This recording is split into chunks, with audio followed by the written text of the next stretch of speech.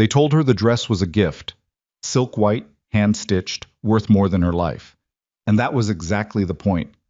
Serafina Vale walked down the aisle toward a man who buried people alive, but the real monster? He was already in the room. He'd been hurting her for years, and tonight he just sold her like property. This is the story of a woman who was traded to a mafia king, and what happened when he saw what they did to her. Stay until the end. Hit like. Drop your city in the comments so I can see how far this story travels.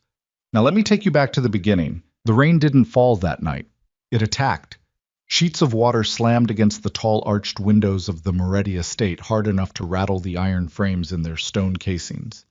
The sound was relentless, a low, constant roar that swallowed the organ music and turned the ceremony into something that felt less like a wedding and more like a sentencing. Serafina Vale stood at the far end of the aisle in a gown that cost $60,000 and weighed more than her ability to breathe. The corset had been laced too tight on purpose. She knew because her stepfather had watched the seamstress do it that morning, standing behind the woman with his arms crossed, saying, "Tighter. She fidgets when she's nervous. Keep it tight, and she won't move." She hadn't moved since. 214 guests filled the converted cathedral hall of the Moretti compound. She'd counted the chairs from the bridal suite window an hour ago, her fingers pressing white against the glass while her maid of honor, a woman she'd never met before today, zipped her into the dress and told her to stop crying because it would ruin the makeup.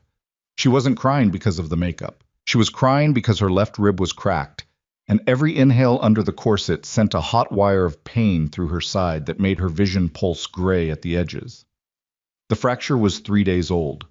A parting gift from Conrad Vale, United States Senator, philanthropist, and the man currently sitting in the front row with a champagne flute and a smile wide enough to make the cameras love him. Her stepfather. The organ swelled. Someone nudged her from behind. One of Conrad's aides, a thick-necked man in a charcoal suit who smelled like aftershave and gunmetal. "Walk," he said. Not a suggestion, so she walked. Every step was a negotiation between her body and the dress. The silk train dragged behind her like a white tongue licking the stone floor. The aisle stretched impossibly long, flanked by faces she mostly didn't recognize. Hard men in expensive suits, women dripping in jewelry that probably doubled as insurance policies, politicians whose smiles didn't reach their eyes. She caught fragments of whispered conversation as she passed. The senator's stepdaughter. "Didn't think Moretti would actually go through with it. Looks half dead already." She kept her chin up, not out of pride, out of practice. Conrad had trained that into her years ago. Chin up, smile. Don't let them see you limping. Don't let them see anything. You are a reflection of this family, and if you embarrass me, I will make sure you can't sit down for a week. She was 23 years old, and she couldn't remember a time when her body didn't hurt. At the altar, Rome Moretti waited. He was bigger than the photograph suggested, taller, broader in the shoulders, with hands that looked like they'd been designed for damage and then stuffed into a tailored black suit as an afterthought. His jaw was cut sharp enough to look hostile even at rest. Dark hair pushed back from a face that carried no expression whatsoever. Not cruelty, not anticipation, not even boredom. Just a flat, unreadable calm that somehow felt more dangerous than anger. He didn't look at her when she reached him. He was watching Conrad. The officiant spoke. Words about partnership and futures and the joining of great families. Serafina heard none of it. The pain in her side had become a living thing, and she focused on breathing in shallow sips through her nose, her fingers trembling around the bouquet of white roses that were already wilting in the heat of the overhead lights. "Do you, Serafina Noel Vale, take Rome Alessandro Moretti?" "I do," she said too quickly, because Conrad had told her to say it fast. No hesitation, no pausing. Say it like you mean it, or I'll give you something to cry about when we get home. Except she wouldn't be going home. That was the deal. Rome said his part without inflection. 2 words, flat as concrete. Then someone handed them rings, and the officiant pronounced them. Married, and the room erupted into applause that sounded like the rain beating against the windows, hollow and mechanical, and completely detached from anything resembling joy. Rome didn't kiss her. He turned away from the altar, buttoned his jacket, and walked toward a side corridor without a word. His men, 4 of them, all armed beneath their suit coats, fell into step behind him, like wolves following a lead. Nobody told Serafina what to do next. She stood there for 11 seconds. She counted them in her head because counting was something she did when panic started climbing the walls of her chest. 11 seconds of standing alone at an altar in a cathedral full of criminals, while the applause faded and the conversations resumed and the champagne began flowing, and nobody, not a single person in that room, looked at her like she was anything other than furniture. Then an older woman in a navy dress appeared at her elbow. "Mrs. Moretti," the woman said, and the name landed like a slap. "I'll show you to your suite." The suite was on the third floor of the east wing, grand in a way that felt aggressive. Vaulted ceilings, dark wood paneling, a four-poster bed the size of a small country. Heavy curtains blocked the windows. The carpet was so thick her heels sank into it, and she had the irrational thought that the floor was trying to swallow her. The woman left without another word. The door clicked shut. Serafina heard the lock engage from the outside. Locked in. The panic didn't climb this time. It detonated. She pressed her back against the nearest wall and slid down it, the silk gown pooling around her like melted wax. Her breathing went ragged, sharp little gasps that made her cracked ribs scream. She pressed both hands against her mouth to muffle the sound, because she'd learned years ago that crying too loud brought consequences. 12 minutes. She gave herself 12 minutes to fall apart. Then she wiped her face with the back of her hand, smearing mascara across her cheekbone, and stood up. She changed out of the gown. There was a silk robe hanging in the bathroom, cream-colored, monogrammed with an M on the breast pocket. She put it on because her own clothes were in a suitcase that nobody had brought up, and she didn't know who to ask, and she sure as hell wasn't going to wander the hallways of a Mafia compound in a wedding dress looking for luggage. The mirror above the bathroom sink showed her a face she barely recognized, pale, hollowed out under the eyes. The makeup artist had done an impressive job hiding the yellowing bruise along her jawline, but sweat and tears had eroded the foundation, and now the discoloration showed through like watercolor bleeding through paper. She touched it gently with 2 fingers, pressed, winced, pulled her hand away. Then the bedroom door opened. Not knocked. Opened. The lock disengaged with a heavy metallic chunk, and the door swung inward, and Rome Moretti stepped through it like he owned the space, which, technically, he did. He'd removed his suit jacket. The sleeves of his white dress shirt were rolled to the elbows, revealing forearms roped with muscle and marked with scars that told stories she didn't want to hear. A shoulder holster sat against his left side, the grip of a matte black pistol visible beneath his arm. He closed the door behind him. The sound of it shutting sent Serafina's heart into her throat. He didn't speak immediately. He stood by the door and looked at the room. The untouched bed, the wedding gown crumpled on the floor, the bathroom light still on behind her. His eyes moved with the methodical patience of a man accustomed to reading environments before reading people. Then he looked at her. "You didn't eat at the reception," he said. She blinked. Of all the things she'd expected him to say, that wasn't on the list. "I wasn't hungry." "You need to eat." "I said I wasn't hungry." A pause. His jaw shifted slightly, the only crack in that granite expression. "There's food downstairs. I'll have someone bring it up." "I don't want food." Her voice cracked on the last word, and she hated herself for it. "I don't want anything. I just want—" She stopped, swallowed, looked away. He took a step closer. Everything inside her went cold. It was involuntary, the way her body reacted. A full system lockdown that started in her spine and spread outward until her hands were shaking and her vision narrowed and her feet were already moving backward before her brain had finished processing the threat. She hit the edge of the bed frame with the back of her knees and stumbled, catching herself on the mattress with one hand. "Please," she whispered. And there it was again. That word. The word that had lived in her mouth since she was 14 years old. The word that never worked, but she couldn't stop saying, "Please don't touch me." Rome stopped. Not the hesitant stop of a man deciding what to do. The total stop. Like someone had hit a switch.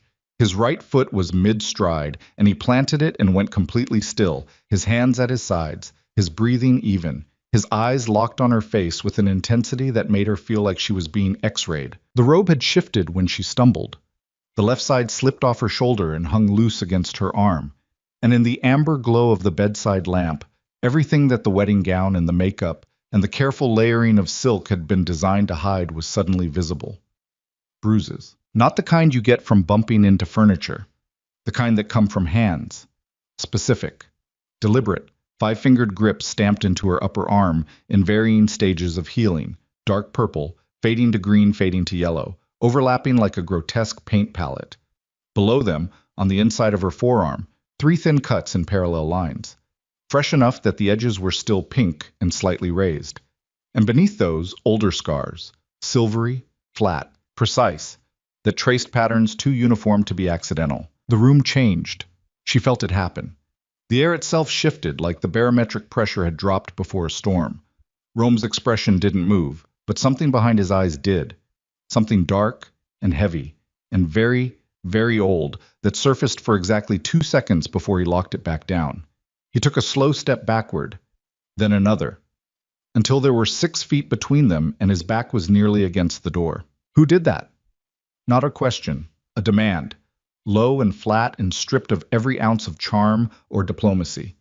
She pulled the robe back over her shoulder with shaking fingers. Nobody. Serafina. It doesn't matter. It matters. His voice was quiet. The kind of quiet that people who'd been around dangerous men recognized as more threatening than shouting. Who did that? She shook her head. The tears came back, but she fought them down, pressing her lips together until they went white. You don't want to get involved in this. I'm already involved. You're in my house. You have my name. That makes it my problem. I'm not your problem. I'm your transaction. The bitterness in her own voice surprised her. That's what this is. That's what I am. Conrad needed something from you, and I was the price. So here I am, paid in full. Silence. Rome's right hand opened and closed once. The scar tissue across his knuckles went white with the pressure. Conrad did this, he said. It wasn't a question anymore. He'd already worked it out. She could see it in the way his posture had changed. The slight forward shift of his center of gravity, the subtle squaring of his shoulders, the way his jaw had locked into a position that looked like it might never unlock again. She didn't confirm it. She didn't have to. How long? It doesn't... How long, Serafina? The way he said her name broke something. Not aggressively. Not impatiently. He said it the way you'd say the name of something you'd just realized was more fragile than you initially thought. Careful. Almost gentle. And that was somehow worse than cruelty because she knew how to survive cruelty. She had no defense against kindness. Since I was 14, she said, and the words came out like they'd been buried alive and had just clawed their way to the surface. 9 years. Rome didn't react visibly, but she watched his right hand reach behind him and find the door handle. Not to leave, but to grip it, to hold on to something solid while the information landed. 9 years. She was 23. She'd been living in that man's house, under that man's control, absorbing that man's violence for 9 years. Every press conference, every campaign dinner, every family Christmas photo that ran in the papers. 9 years of standing behind Conrad Vale with her chin up and her sleeves long and her mouth shut. He's a senator, Serafina added, and there was something almost like a dark laugh in her voice. Untouchable. You know how it works. Men like him don't get caught. They get reelected. Rome released the door handle. He reached up slowly, visibly slowly, deliberately, slowly, and pulled a chair from the corner of the room. He set it against the far wall, 6 feet from where she stood, and sat down in it, leaned forward, elbows on his knees, hands clasped, looking at her the way a man looks at a map when he's planning a route through hostile territory. I'm going to ask you something, he said, and I need you to answer honestly. She said nothing. Are you safe here, right now, in this room, with me? The question hit her sideways. Nobody had ever asked her that. Not the school counselors who'd noticed the flinching, not the family doctor who'd treated her broken wrist and written "fell downstairs" in the chart. Not her own mother, dead since Serafina was 11, replaced 6 months later by Conrad's campaign image, and a stepfather who viewed his new daughter as property. I don't know, she said, honest, raw, stripped bare. Rome nodded once. Fair enough. He stood up. Moved the chair back to its original position. Walked to the door. Your room will be locked from the inside only. I'll have the outside lock disabled within the hour. 2 guards will be posted in the hallway. Both women, both armed. Nobody enters this room without your permission, including me. He opened the door. Especially me, he added, without turning around. Then he was gone. The door closed softly. And 30 seconds later she heard voices in the hallway, brief and low, followed by the sound of footsteps repositioning. Serafina stood in the center of the room for a long time. Then she walked to the door and turned the lock from the inside. It engaged with a solid click. She tested it twice, 3 times, pressed her palm flat against the wood, and felt the barrier between herself and everything on the other side. It was the first locked door in 9 years that existed to keep people out, instead of keeping her in. She slid to the floor again. This time, when the tears came, she let them. The next morning cracked gray and cold through the windows she'd opened sometime after midnight, needing to feel air that didn't belong to anyone. Serafina woke on the floor beside the bed. Not in it, never in it, because beds meant vulnerability, and she'd stopped sleeping in beds at Conrad's house years ago. She'd curl up on the closet floor or wedge herself between the wall and the dresser, anywhere she could put her back against something solid and see the door. A tray sat outside her room when she opened it. Coffee, toast, fruit, scrambled eggs. No note. One of the female guards, a tall woman with short dark hair and a calm professional face, nodded at her. Mr. Moretti asked that you eat when you're ready. No rush. Serafina took the tray inside and stared at it for 10 minutes before eating a single piece of toast. She didn't see Rome for the rest of the day. She heard him, though. His voice carried through the old bones of the mansion the way thunder travels through mountain valleys, low and distant and impossible to ignore. He was on the phone for most of the morning. Short, clipped conversations in English that occasionally lapsed into Italian when his patience ran thin. She caught fragments from the stairwell when she finally left her room in the afternoon, trailing her hand along the wall like a patient testing the boundaries of a new ward. I don't care what the contract says. The terms changed. A pause. Then tell Marchetti to come see me himself. I'll explain the changes in person. Another pause, longer this time. He sold me damaged goods and he knew it. That changes the calculus of every deal he's ever brought to this table. Every single one. Serafina stopped on the stairs. Damaged goods. The phrase attached itself to the bruises on her arms and the scars on her wrists and the cracked rib beneath her borrowed robe, and it burned with a shame so familiar it almost felt like home. She retreated to her room. That evening, a different kind of tray appeared. Dinner, chicken, roasted vegetables, a glass of water, and a glass of wine, plus a small paper bag from a pharmacy containing over-the-counter painkillers, antiseptic cream, and adhesive bandages. Still no note. She ate the chicken, used the cream on the cuts, left the wine untouched. Alcohol had been Conrad's fuel, and the smell of it made her stomach close like a fist. On the third day, she finally saw him again. She'd made it to the library on the second floor, a vast, overstuffed room with leather chairs and floor-to-ceiling shelves crammed with books that looked like they'd actually been read. She was standing by the window, watching the Atlantic churn against the cliffs below the estate, when Rome appeared in the doorway. He didn't enter. He leaned against the frame with his arms crossed and looked at her for a moment before speaking. You haven't left this floor in 3 days. You're tracking me? I have cameras. It's my house. That's not exactly comforting.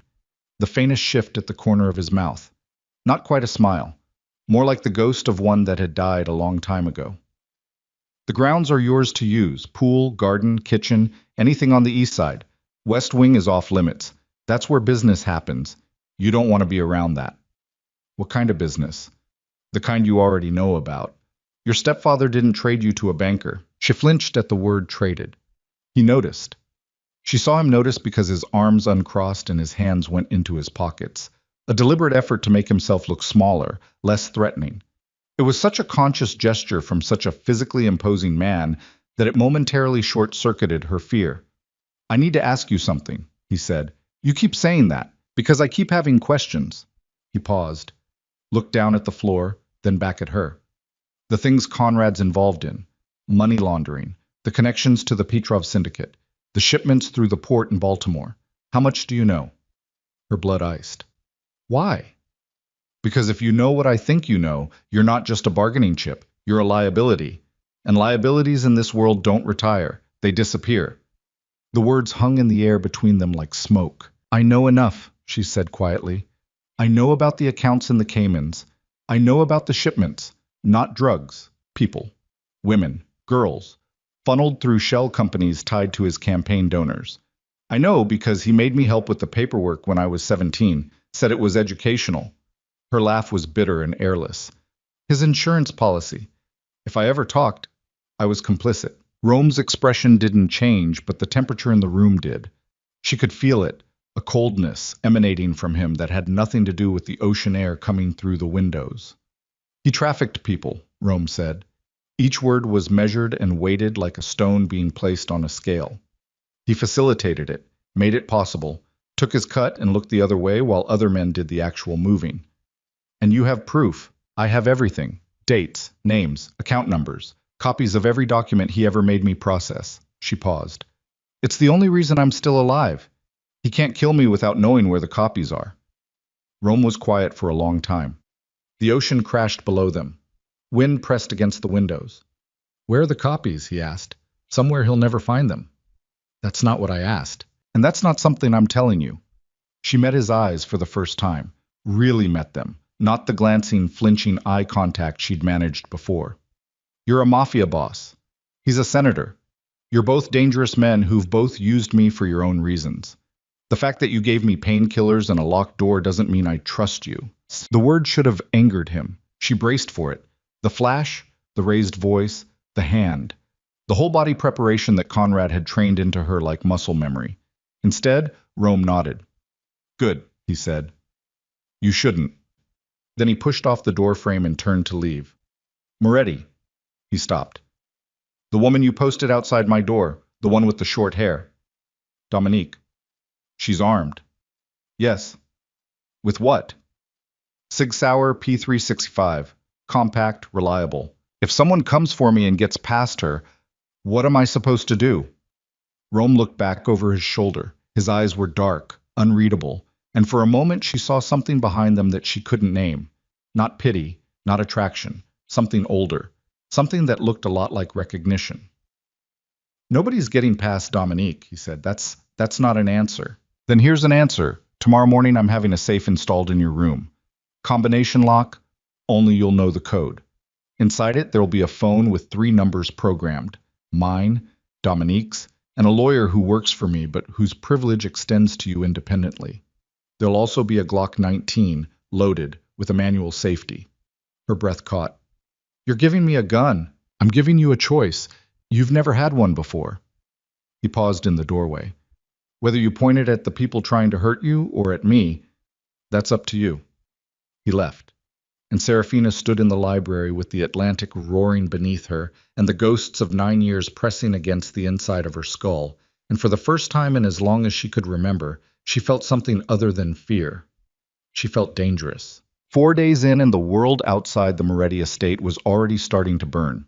Serafina didn't know this yet. She was still mapping the interior geography of her gilded cage, learning which hallways echoed, which staircases the guards used, which rooms smelled like old cigar smoke and whiskey, and secrets she wasn't supposed to know. But beneath the surface of Rome's empire, fault lines were shifting. The first call came on a Tuesday night. She heard it through the floor, Rome's voice, 2 stories below, stripped of its usual controlled calm. He was shouting. Not the performative shouting of a man making a point. The real kind. The kind that comes through clenched teeth. Then silence. Then the sound of something heavy hitting a wall. The next morning, Dominique's partner, a stocky woman named Reeves with kind eyes and a scar across her chin, was posted alone. When Serafina asked where Dominique was, Reeves said, reassigned, temporarily. Reassigned where? Reeves hesitated. Mr. Moretti needed her on perimeter detail. There was an incident last night. What kind of incident? The kind I'm not authorized to discuss. Serafina let it go. But she watched. She'd spent 9 years surviving by reading rooms and noticing shifts in atmosphere, and the atmosphere inside the Moretti compound was changing.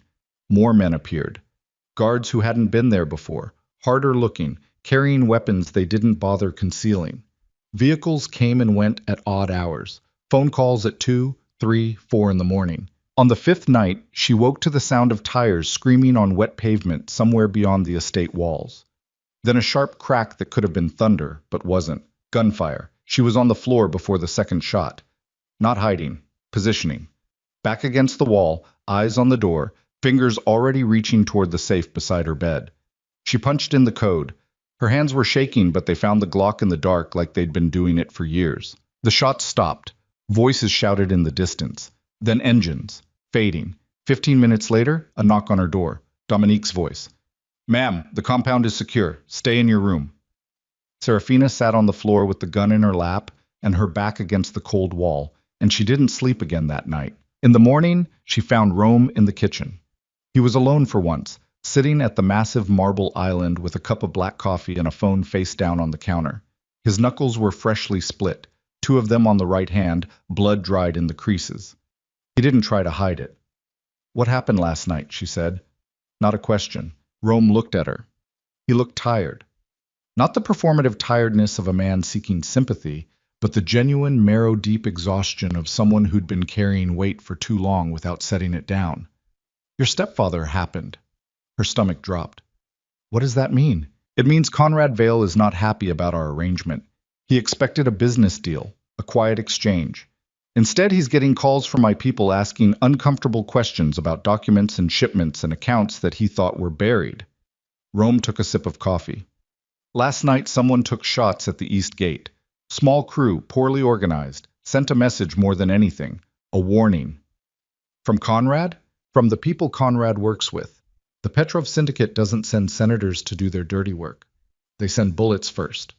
Then they send bodies. He set the coffee down. Which means you were right. What you know, those documents, those names, it scares them. And scared men with money and connections don't negotiate, they eliminate. The word eliminate sat between them like a loaded weapon. So what happens now? She asked. Rome looked at her, and for just a moment the mask slipped.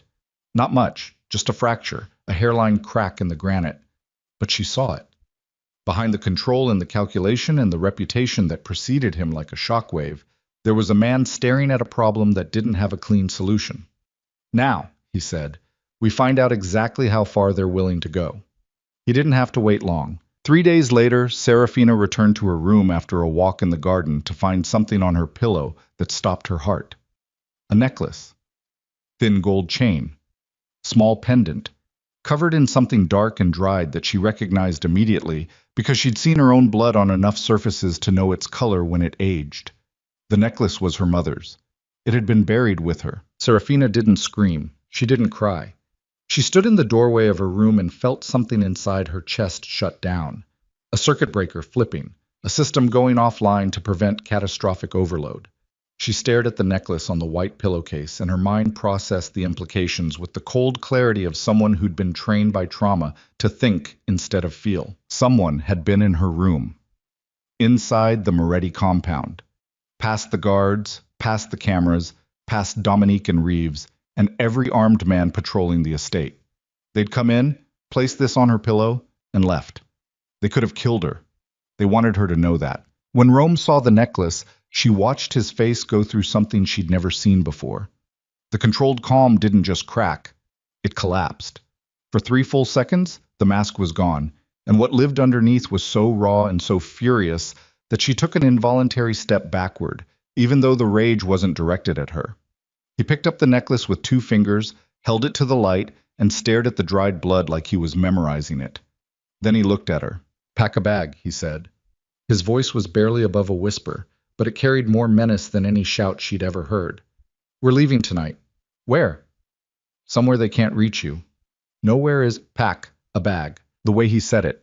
Not angry at her, but angry at everything around her. Angry at the walls for not being strong enough, and the guards for not being sharp enough, and the world for producing men who'd dig up a dead woman's jewelry to terrorize her daughter. Made Serafina realize something she wasn't prepared for. Rome Moretti wasn't trying to own her. He was trying to protect her, and that terrified her more than anything Conrad had ever done. Because protection meant trust, and trust meant vulnerability. And vulnerability in her experience had only ever been a weapon that other people used against her. She packed the bag. Outside, the Atlantic screamed against the cliffs, and somewhere in the darkness beyond the estate walls, powerful men with political connections and unlimited resources were sharpening their knives. The war hadn't started yet, but the first blood had already been drawn. The convoy left the Moretti estate at 2:47 in the morning under a moonless sky that bled black into the Atlantic. 3 armored SUVs, no headlights until they hit the county road 4 miles out. Rome rode in the middle vehicle with Serafina in the back seat, Her bag between her feet and the Glock he'd given her tucked inside her coat pocket with the safety on because she'd checked it 4 times before getting in the car, and she'd check it again before getting out. She didn't ask where they were going. Rome didn't offer. The silence between them was thick and heavy and complicated in ways neither of them had the energy to unpack at 3 in the morning with dried blood on a dead woman's necklace sealed in an evidence bag in the trunk. Dominique drove. Her eyes never left the mirrors. 6 hours into the drive, somewhere on a stretch of interstate cutting through Pennsylvania, Rome's phone buzzed. He answered it without greeting. When? A pause. How many? Another pause. Longer. His jaw tightened. Hold the perimeter. Nobody in, nobody out. I'll handle it when we're settled. He hung up and stared through the windshield at the gray nothing of pre-dawn highway. What happened? Serafina said. My casino in Atlantic City.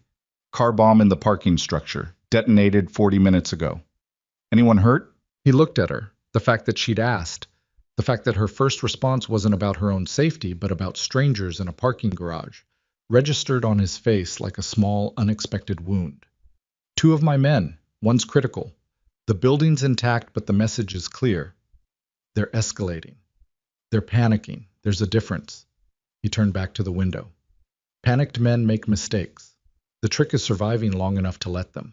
They drove through the rest of Pennsylvania, across the blunt gray expanse of Ohio, through Indiana, and into the wide-open flatlands of the Midwest, where the sky pressed down like a lid, and the horizon went on forever. Serafina slept in fragments, 10 minutes here, 20 there, jerking awake each time the car hit a bump or changed speed, her hand finding the gun in her pocket before her eyes fully opened. Rome didn't sleep at all. She knew, because every time she woke, he was in exactly the same position, sitting upright, jaw set, eyes forward, that particular stillness of a man whose mind was running calculations his body couldn't afford to display. They switched vehicles twice. Once at a rest stop outside Des Moines, where a man in a plain gray sedan was waiting with keys and a nod, and nothing else. Once at a private airstrip in Wyoming, where a twin-engine Cessna was fueled and ready on a cracked tarmac runway. The plane took them north. Below, the landscape shifted from brown plains to green forest to white. Mountains materialized through the windows like the earth was building walls around them. Montana. The safe house sat at the end of a 12-mile dirt road that wound through dense pine forest before dead-ending at a clearing overlooking a frozen valley. Not a cabin, a compound, smaller than the estate, but built for function. Reinforced concrete beneath timber framing. Satellite communications array on the roof. Generator building 30 yards east. A perimeter of motion sensors and cameras disguised as rocks and tree stumps, mapped to a monitoring station in the basement. Rome had built this place 3 years ago. For exactly this kind of situation. Dominique and a skeleton crew of 4 operatives secured the perimeter while Serafina stood in the main room. Stone fireplace, heavy furniture, windows reinforced with ballistic film, and felt the silence of the mountains press against her eardrums like a physical thing. No ocean, no city noise, no footsteps in hallways, just wind and trees and the distant sound of something frozen cracking under its own weight. You'll take the room at the end of the hall, Rome said, setting bags on the kitchen counter. Same setup as before, locks on the inside, Dominique's across the hall.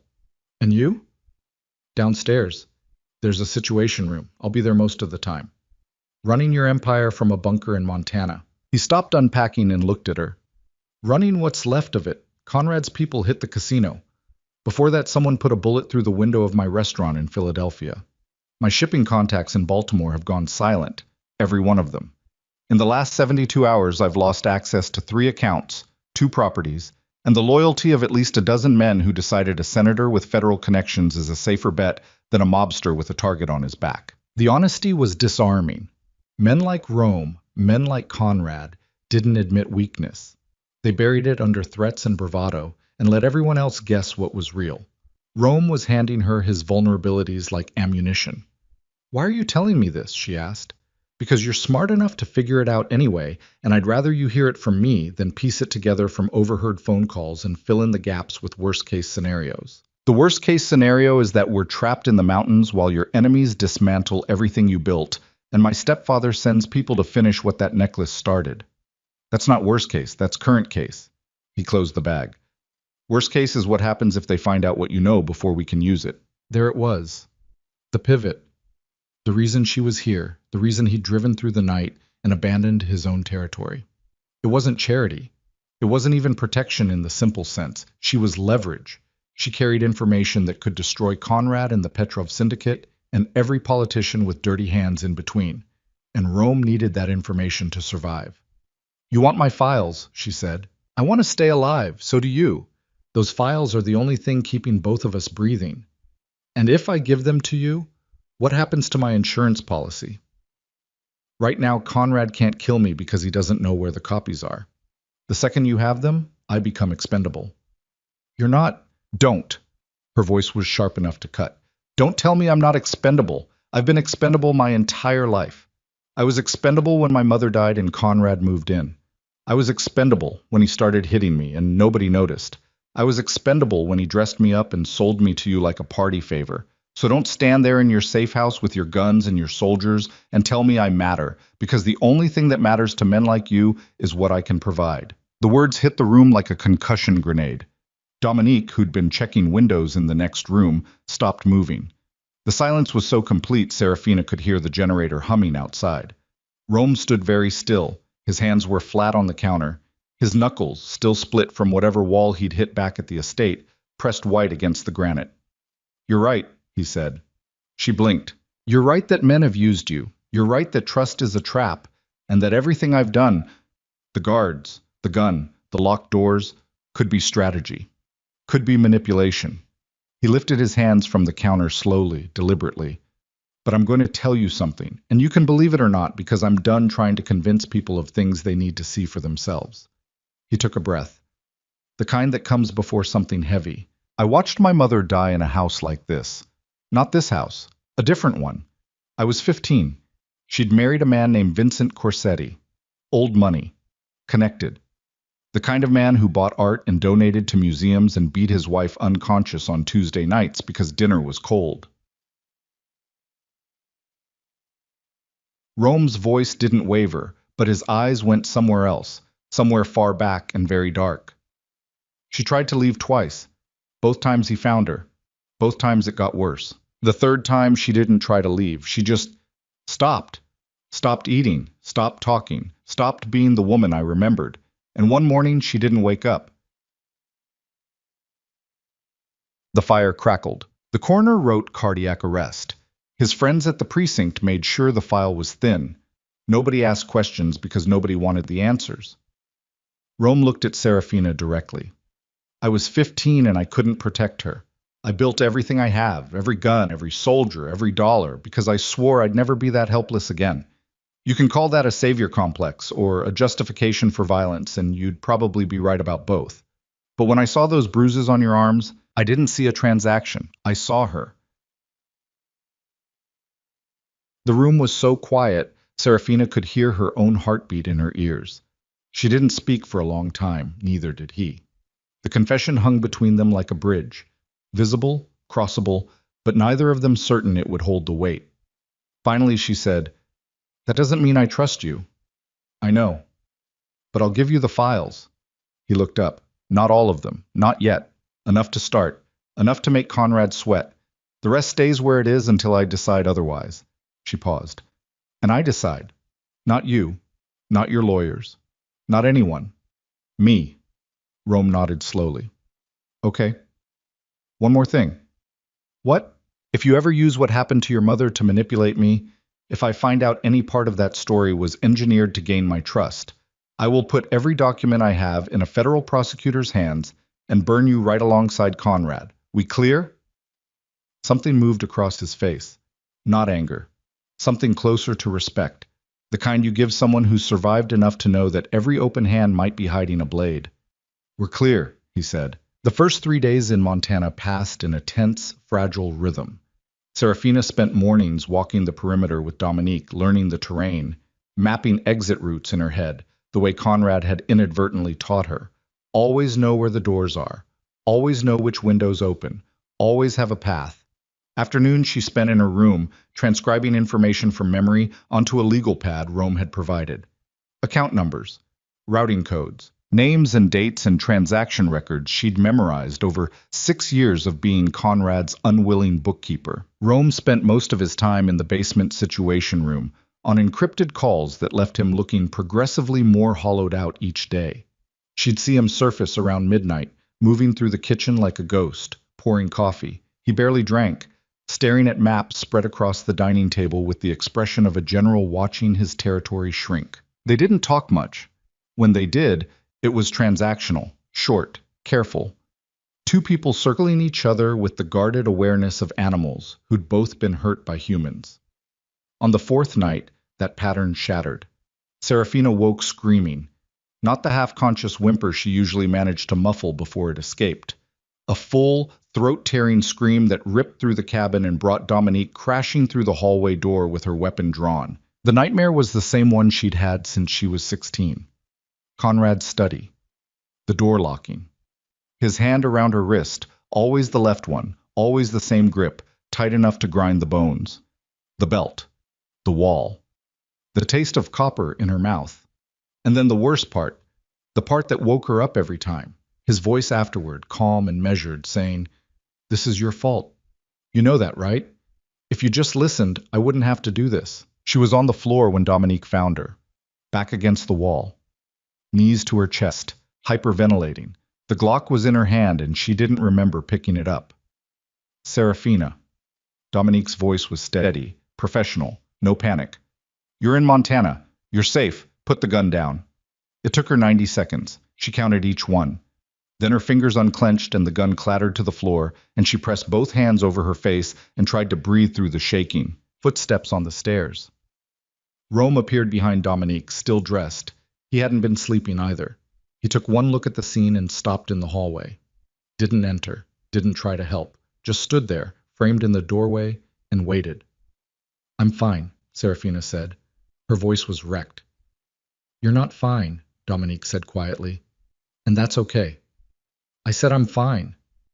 "Then why is your hand bleeding?" She looked down. Her right palm had a shallow cut across it. She'd gripped the Glock so hard the textured grip had bitten into her skin. Blood pooled in the lines of her hand like red ink in a road map. Rome's voice came from the hallway, low, controlled. "Dominique, first aid kit's in the kitchen. Lower cabinet, left of the sink." Dominique holstered her weapon and left. Serafina stayed on the floor. Rome stayed in the hall, 10 feet of hardwood floor between them, and neither made a move to close the distance. "How often?" he said. "Every night." "Since when?" "Since always." I was quiet. Then, "My mother used to wake up screaming too, same time every night, around 3. I'd hear it through the walls and I'd put my pillow over my head because I was 15 and I didn't know what to do." His voice was steady, but she could hear the cost of steadiness in the way each word was carefully weighted and released. "I'm not 15 anymore, and I still don't know what to do, but I'm not putting the pillow over my head this time." It was the most honest thing anyone had ever said to her. She didn't respond. Dominique came back with the first aid kit and cleaned the cut and wrapped her hand and didn't mention the tears on Serafina's face, because Dominique was the kind of woman who understood that sometimes dignity was the only thing a person had left. Rome disappeared back downstairs. The next morning, there was a small white noise machine outside her door with a note in handwriting that was surprisingly neat for a man with scarred hands. "Helps with the 3 a.m. thing, R." She didn't use it the first night, or the second. On the third night she plugged it in, and the low static hum filled the room, and she slept for 4 consecutive hours, the longest unbroken stretch she'd managed in years. She didn't thank him. He didn't ask her to. A week into Montana, the outside world caught up with them. Rome's phone call came at 6:14 in the morning. Serafina was in the kitchen making coffee, a small domestic act that felt surreal in the context of a fortified safe house surrounded by armed guards. She heard his voice from the stairwell, sharp and rising. "Say that again, slowly." A long silence. "Who authorized it?" Another silence. Then a sound she'd never heard from him. A short, harsh exhale that was almost a laugh, but carried zero humor. The sound of a man who'd just been stabbed by a hand he trusted. He came up the stairs 2 at a time. His face was different. Not angry. That would have been easier to read. This was something worse. This was the face of a man recalculating every assumption he'd made about the people around him. "Get Dominique," he said to Serafina. "Now." She got Dominique. The three of them stood in the main room while Rome paced. 3 steps left, 3 steps right, hands locked behind his head, the muscles in his jaw working like he was physically chewing the information before swallowing it. "Nico Ferraro," he said. Dominique went still. "What about him?" "He sold us." The name meant nothing to Serafina, but it clearly meant everything to the other 2 people in the room. Dominique's hand moved to her hip, not reaching for the weapon, just touching it, confirming it was there. A reflex. "That's not possible," Dominique said. "Nico's been with you since we were 18, since before any of this, since before the organization existed." Rome stopped pacing. "He's been feeding information to the Petrov Syndicate for 6 months. Account access, property locations, personnel rotations." The casino bombing wasn't a lucky guess. Nico gave them the security schedule. The breach at the estate, the necklace on Serafina's pillow. That wasn't an outside job. Nico gave someone the entry codes. The silence that followed was absolute. "He knows about this place," Dominique said. "Yes." "He knows the access roads, the perimeter layout, the communication frequencies." "Yes." "Rome, I know." Serafina looked between them. The implication was obvious even to someone outside the inner circle. The safe house, the fortified, hidden, supposedly unreachable compound at the end of a 12-mile dirt road in the Montana wilderness, was compromised. Had been compromised before they ever arrived. "How long do we have?" Serafina asked. Rome looked at her. Behind the fury and the betrayal, she saw the calculation happening in real time. Variables being weighted, scenarios being run, odds being tallied. "Nico knows I know. My source confirmed he went dark 2 hours ago. Phone off, apartment cleared out, car abandoned at Newark Airport. He's either running or repositioning." Rome's voice was flat, clinical. The voice of a man compartmentalizing everything personal about this betrayal and filing it under a category he'd deal with later, if there was a later. "If he's running, we have days. If he's already given the location to Conrad's people, we have hours." "Then we leave," Serafina said. "Right now. We get in a car and go where?" Rome's voice cracked for the first time. Not with weakness, with frustration. The raw, grinding frustration of a man who'd built fortress after fortress only to have the walls torn down from the inside. "I have 3 safe houses. Nico knows all of them. I have 12 properties under shell companies. Nico set up half the paperwork. Every bolt hole, every escape route, every backup plan I've built over 15 years has his fingerprints on it." The weight of that settled over the room like snowfall. Slow and suffocating. "My best friend," Rome said, and the words came out like something being ripped from his chest with pliers. "The man I trusted with everything, with my mother's memory, with the locations of every person under my protection." He looked at his own hands like he didn't recognize them. "He sold all of it, every safe house, every name. For what? Control of the empire? Money? Was it always there the whole time and I just—" "Stop!" Dominique's voice cut through like a blade. "You can bleed about this later. Right now we need to move." "She's right," Serafina said. "Nico is a problem for tomorrow. Tonight the problem is that people might already be coming." Rome looked at her. Something shifted in his expression. A recalibration. She'd seen it once before, in the library back at the estate, when she'd demanded the gun. The look of a man adjusting his assessment of the person in front of him. "The documents," he said. "The files you've been writing out. Where are they?" "In the safe in my room. Get them, all of them, plus whatever's on the legal pads. If we're running, I need to know where." "Nowhere Nico knows. Somewhere I haven't been in years. Somewhere that doesn't exist in any file or database or conversation he's ever been part of." "Does such a place exist?" Rome was quiet for a beat. Then, "One maybe. It belonged to my mother before she married Corsetti. A property in the Catskills she bought under her maiden name when she was 22. Never transferred, never recorded in any business document. I haven't been there since I was a kid. If it's been empty for 20 years, then it's a ruin. I know. But ruins don't show up on Nico Ferraro's maps." Dominique was already moving. "Radio to the perimeter team. Instructions. Clean, precise, rapid fire. Disable the comm array. Wipe the servers. Pack essential gear and weapons. 2 vehicles. Staggered departure. Southern route through the pass if the roads are clear. Serafina went to her room. She grabbed the legal pads from the safe, stuffed them into a waterproof bag, and slung it over her shoulder. Then she stopped. The white noise machine sat on the nightstand, its cord trailing to the wall, its small digital display glowing a faint blue in the dim room. She unplugged it and put it in the bag. She didn't examine why. Downstairs, Rome was loading weapons into a duffel when she came back. He moved with the efficiency of muscle memory, checking magazines, racking slides, distributing ammunition into pockets and pouches with the fluid precision of a man who'd done this too many times. Serafina. What? He stopped loading, looked at her directly. If something happens on the road, if we get separated, if I go down, you take the files and you go to the lawyer, Marcus Webb. His number's in your phone. You give him everything and you let him burn it all down. Conrad, the Petrov Syndicate, every name on those lists. You don't wait for me. You don't come back for me. You run and you don't stop until every one of those men is in a cell or in the ground. Don't talk like that. I'm being realistic. No, you're being dramatic. She adjusted the bag on her shoulder. You're not dying on a mountain road in Montana. That's not how this ends. You don't know how this ends. Neither do you. That's the point. So stop writing eulogies and start driving. Something passed between them. Quick. Electric. The kind of exchange that happens when two people who've spent their lives guarding every vulnerable inch of themselves accidentally let the guard slip for half a second. Then it was gone, and Rome zipped the duffel and nodded once. They moved out at 8:31 p.m. 2 vehicles. Rome, Serafina, and Dominique in the lead. 3 operatives in the follow car.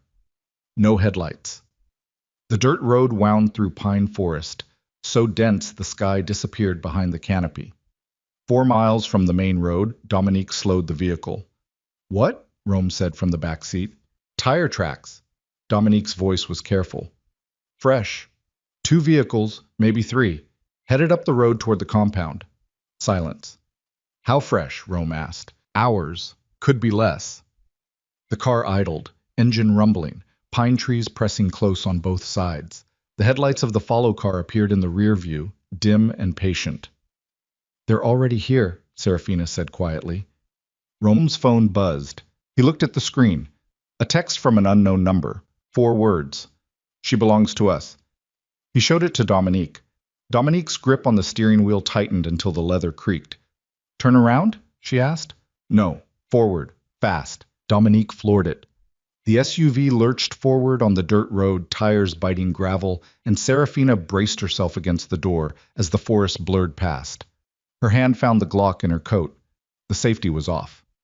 She didn't remember switching it. Behind them, from somewhere up the mountain, she heard the first distant crack of gunfire, followed by the low, rolling thud of an explosion that lit the trees orange for a single terrible second.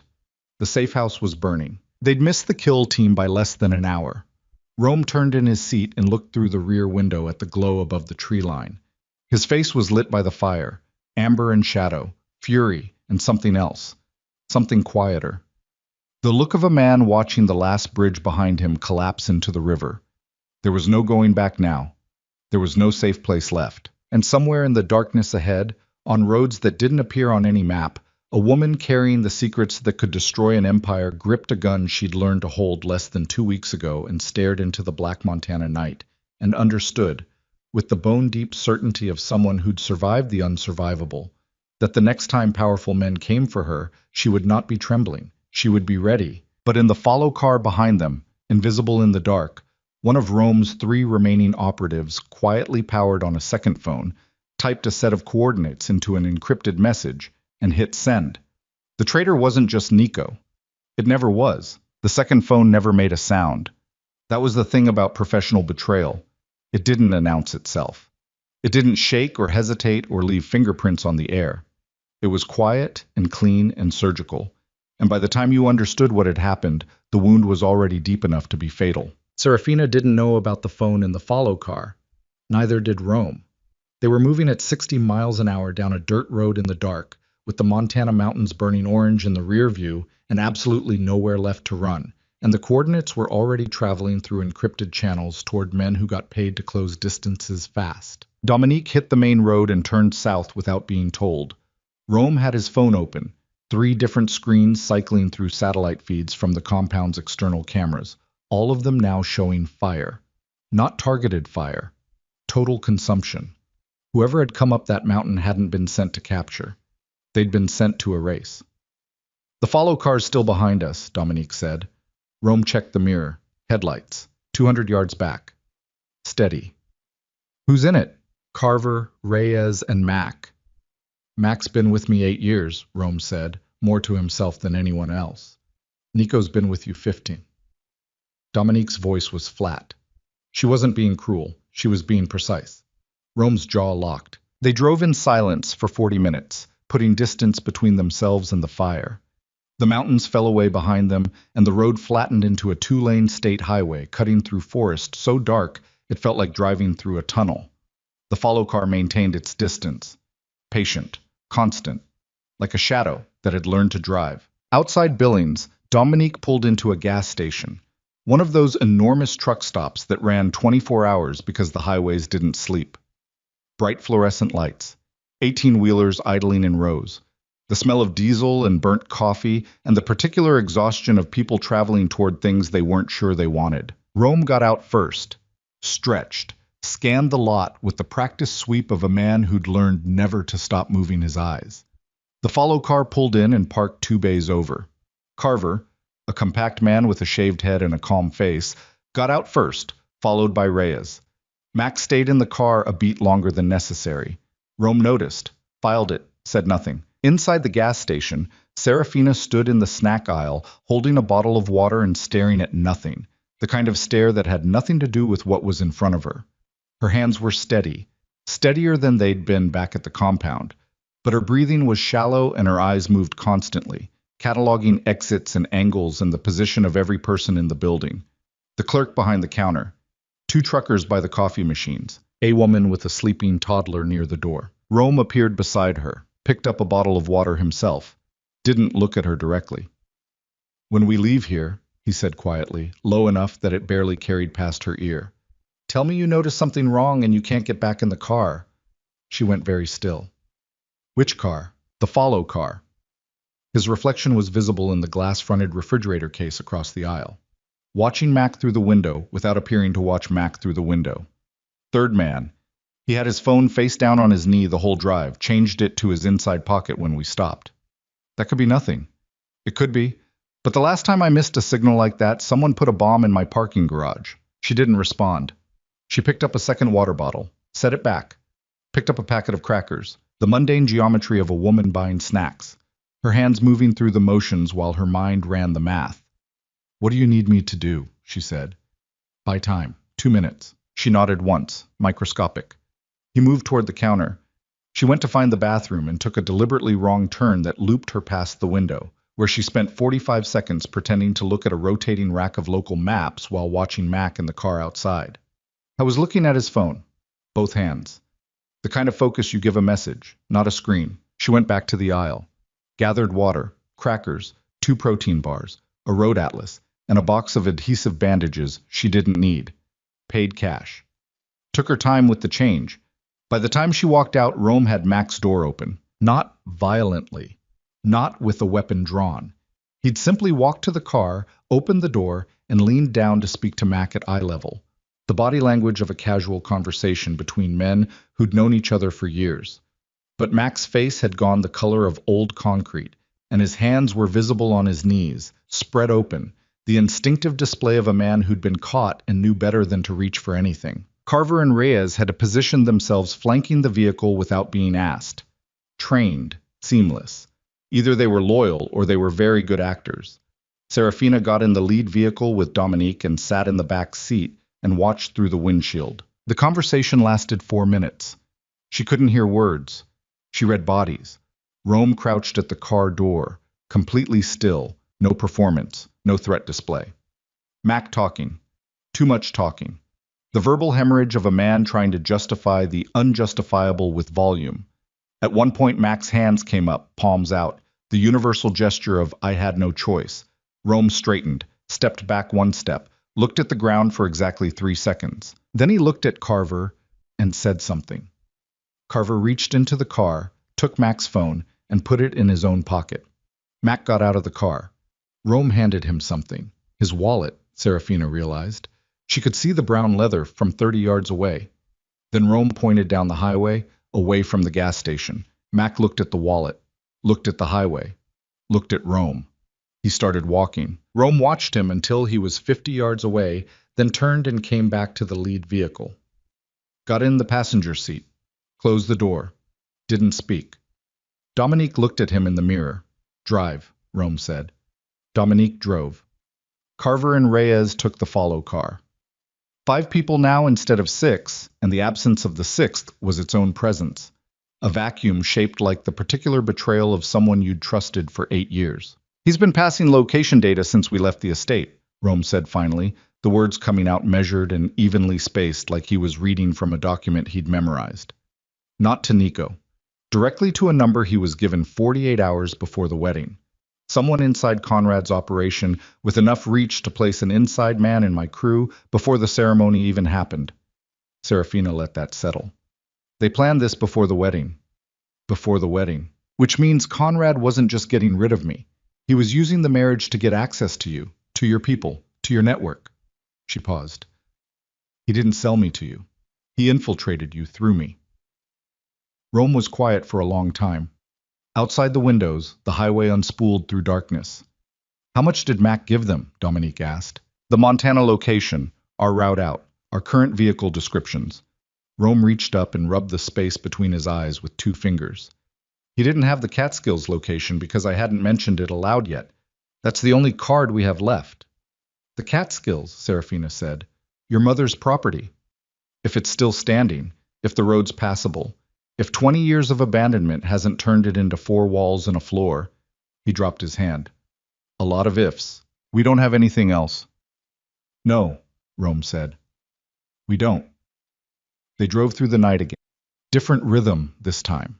No longer fleeing with the urgency of people seconds ahead of something. Now they were moving carefully, strategically, changing lanes on the highway at irregular intervals. Pulling off twice to verify they weren't being tailed. Dominique's eyes never left the mirrors. Somewhere in South Dakota, Serafina fell into a real sleep for the first time in weeks. Not the fragmented, panic-threaded dozing of the past 10 days. An actual descent into unconsciousness that came without warning. One moment she was watching the white dashes of the highway disappear under the car, and the next she was gone.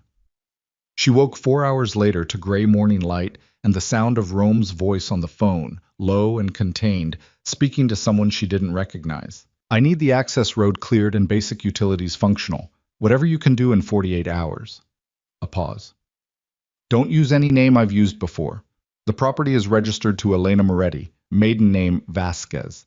Yes, don't put it in writing. He ended the call. Serafina straightened in her seat. Her neck ached. The bag with the legal pads was still wedged between her feet where it had been since Montana. She checked it reflexively. She'd been doing this every time she woke up, confirming the documents were there, solid and real, the only weapon she actually owned. How long was I asleep? She asked. 4 hours. You could have woken me. You needed it. She looked at his profile. He was still in the passenger seat. Same position as hours ago, she suspected. Dominique had been replaced by Carver at the wheel somewhere in the night. The bags under Rome's eyes had deepened. His jaw carried 2 days of dark stubble. There was still dried blood in the cracks of his knuckles from the wall back at the estate. When did you last sleep? She asked. I don't remember. That's not a real answer. It's the only one I have. He glanced at her sideways. There's food in the bag behind the seat. Eat something. She ate a protein bar without tasting it and stared at the landscape outside. Flatter now, the mountains completely gone, the land stretching out in every direction like it was trying to escape itself. Tell me about her, Serafina said. Rome turned his head slightly. Your mother, Elena. She paused. You don't have to. But we have 6 more hours of driving, and the alternative is sitting here running worst-case scenarios. A long silence. The engine hummed. Carver didn't react at all. The particular neutrality of a professional who'd learned that what happened in the back seat of a car was none of his concern. She was 22 when she had me, Rome said finally. 22 and already on her own. Her family disowned her because my father was from the wrong neighborhood and the wrong family. She raised me in a 2-bedroom apartment in South Boston on a waitress salary and whatever she could pick up cleaning houses on weekends. He paused. She read to me every night, without exception. Didn't matter how tired she was. She'd come in smelling like whatever restaurant she'd worked that shift, and she'd sit on the edge of my bed and read until I fell asleep. His voice had changed, flattened in a way that wasn't coldness but control. The sound of a man holding something fragile between his hands, trying not to grip it too hard. She was the only person who ever loved me without needing anything in return. Serafina looked at her own hands in her lap. The bandaged one, the scarred one. When did Corsetti happen? I was 13. She met him at a function. She was catering it. He was charming, attentive. Told her she was beautiful, like it was information she deserved to have. Rome's voice went thinner. It was 6 months before I saw the first bruise. She told me she fell. I was 13. I believed her because I wanted to believe her. By the time I was 15 and stopped believing her, it was too far gone. He looked at the road ahead. After she died, I went after Corsetti myself. I was 16. I had a knife and 20 pounds less than him and no idea what I was doing. But Serafina went still. What happened? He put me in the hospital. Rome said it the way you'd report weather. Factual. Stripped of drama. 3 broken ribs, fractured eye socket. He told the hospital I'd gotten into a street fight and paid someone to write that in the chart. Sent me a card in the hospital. Get well soon. Classic Corsetti. He paused. I spent the next 2 years learning everything I'd done wrong. Then I went back. The implication was clear and she didn't ask him to elaborate on it. She understood that some sentences were complete without their final words. The Catskills property, she said. That's where she was happy. For about 4 years. Before my father left, before the restaurant job, before everything that came after. Rome turned to look out his window. She called it her other life. The life that could have been if things had gone differently. They crossed into New York State just after noon, the landscape shifting from open plain to rolling hills covered in bare-limbed trees that stood like dark stitching against the pale winter sky. The Catskills emerged gradually, hills becoming mountains, mountains becoming something older and heavier and indifferent to human problems in the way that wilderness usually was. The access road was exactly as bad as Rome had predicted.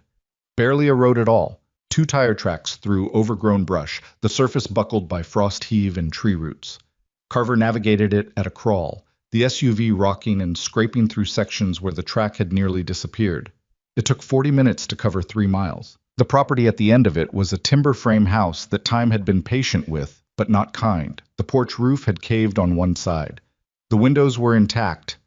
Thick old glass, wavy with age, still keeping the weather out.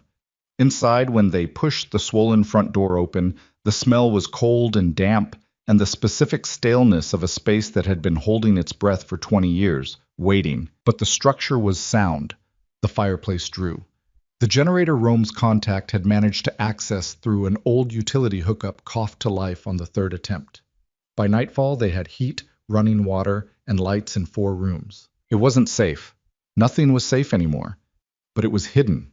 Deeply, specifically hidden, in a way that had nothing to do with Rome Moretti and everything to do with a 22-year-old woman named Elena Vasquez who'd bought 4 acres in the Catskills under her own name and never told anyone who mattered. That night, for the first time since the wedding, all 5 of them sat in the same room and ate a real meal.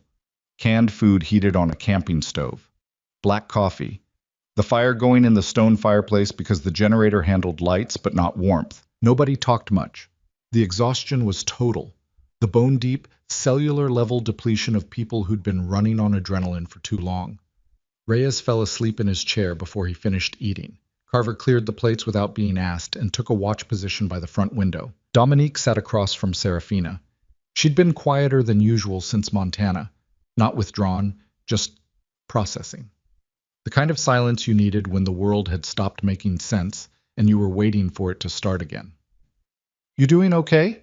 she asked Serafina. "No." Serafina looked at the fire. "But I've been not okay for a long time. This is a different flavor of it." Dominique made a sound that might have been a laugh. "Different flavor. That's one way to put it. How long have you worked for him?" 7 years? "Did you know? About Nico? About any of it?" Dominique was quiet for a moment. "I knew something was wrong 3 months ago. Patterns that didn't line up."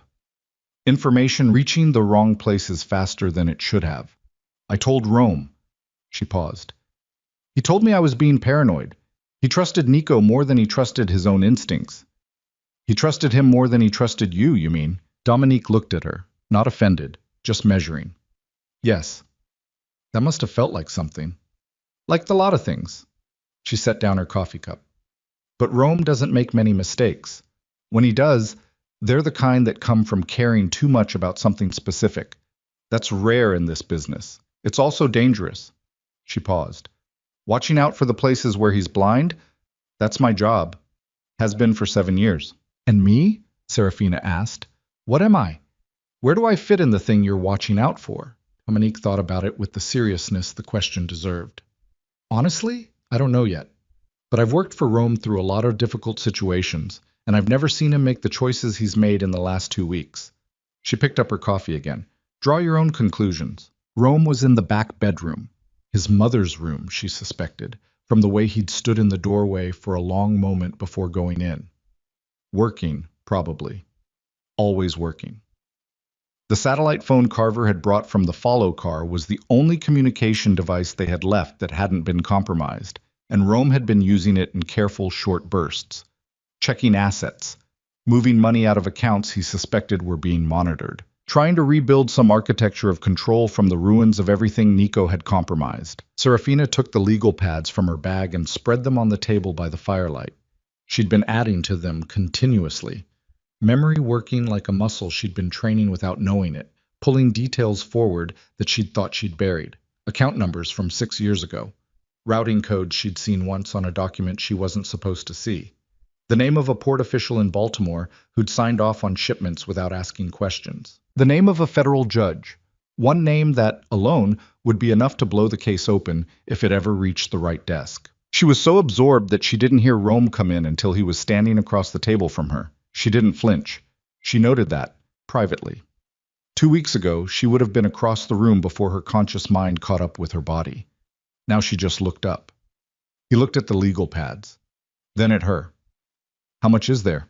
Enough to end Conrad's career, his freedom, and the freedom of 17 other people I can name. She paused.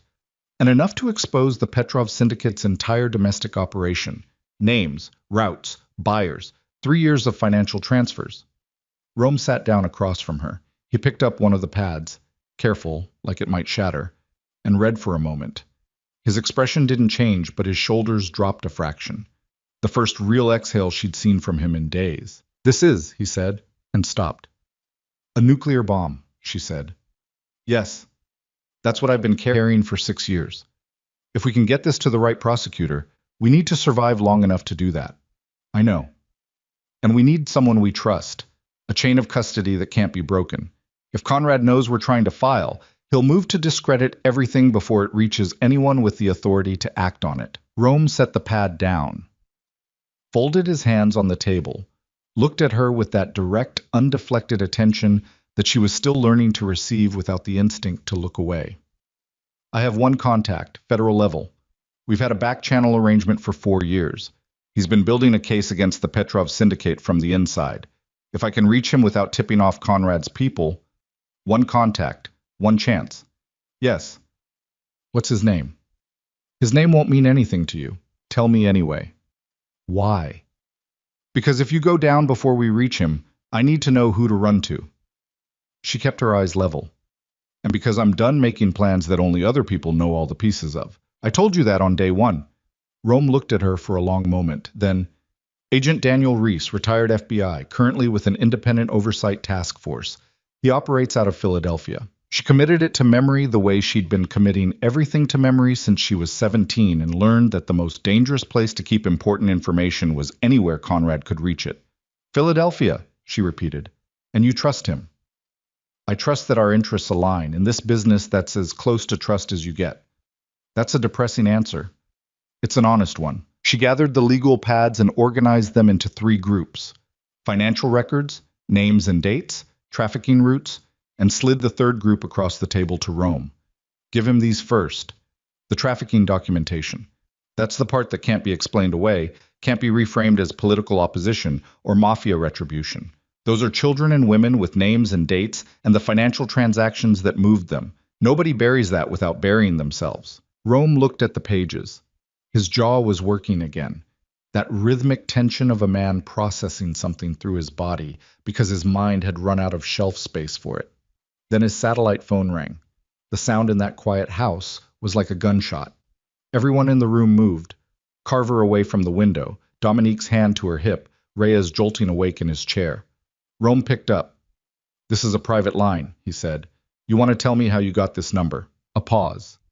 His face changed. Not the slow recalibration she'd seen before. This was instant, a full system shock that moved through him like a current and locked everything rigid. Color drained from his face in a visible wave, starting at the jaw and moving upward, and for 3 full seconds he was absolutely, terrifyingly still. Serafina watched him, and her stomach fell through the floor. "Say that again," he said. His voice was barely audible.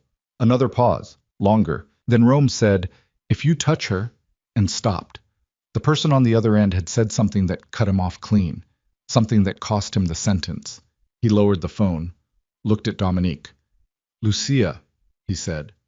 One word, like a door slamming. Dominique's expression closed down completely. "No. They have her, since this morning." "That's not possible. Lucia's been in Florence for 6 months. Conrad's people have a long reach and 6 months to plan this." Rome set the phone on the table with the careful deliberateness of a man choosing not to destroy it. "She's alive. Conrad wants an exchange. Lucia for Serafina. 24 hours. The room went very quiet. Serafina looked from Rome to Dominique and back. "Who is Lucia?" Neither of them answered immediately. The silence was its own answer. The specific heaviness of a name that meant something too large to summarize. "His sister," Dominique said finally. Rome's hands were flat on the table. The split knuckles had reopened slightly. A thin line of red across his right hand where the skin had cracked again from pressure. He was staring at the satellite phone like it had just told him the floor didn't exist.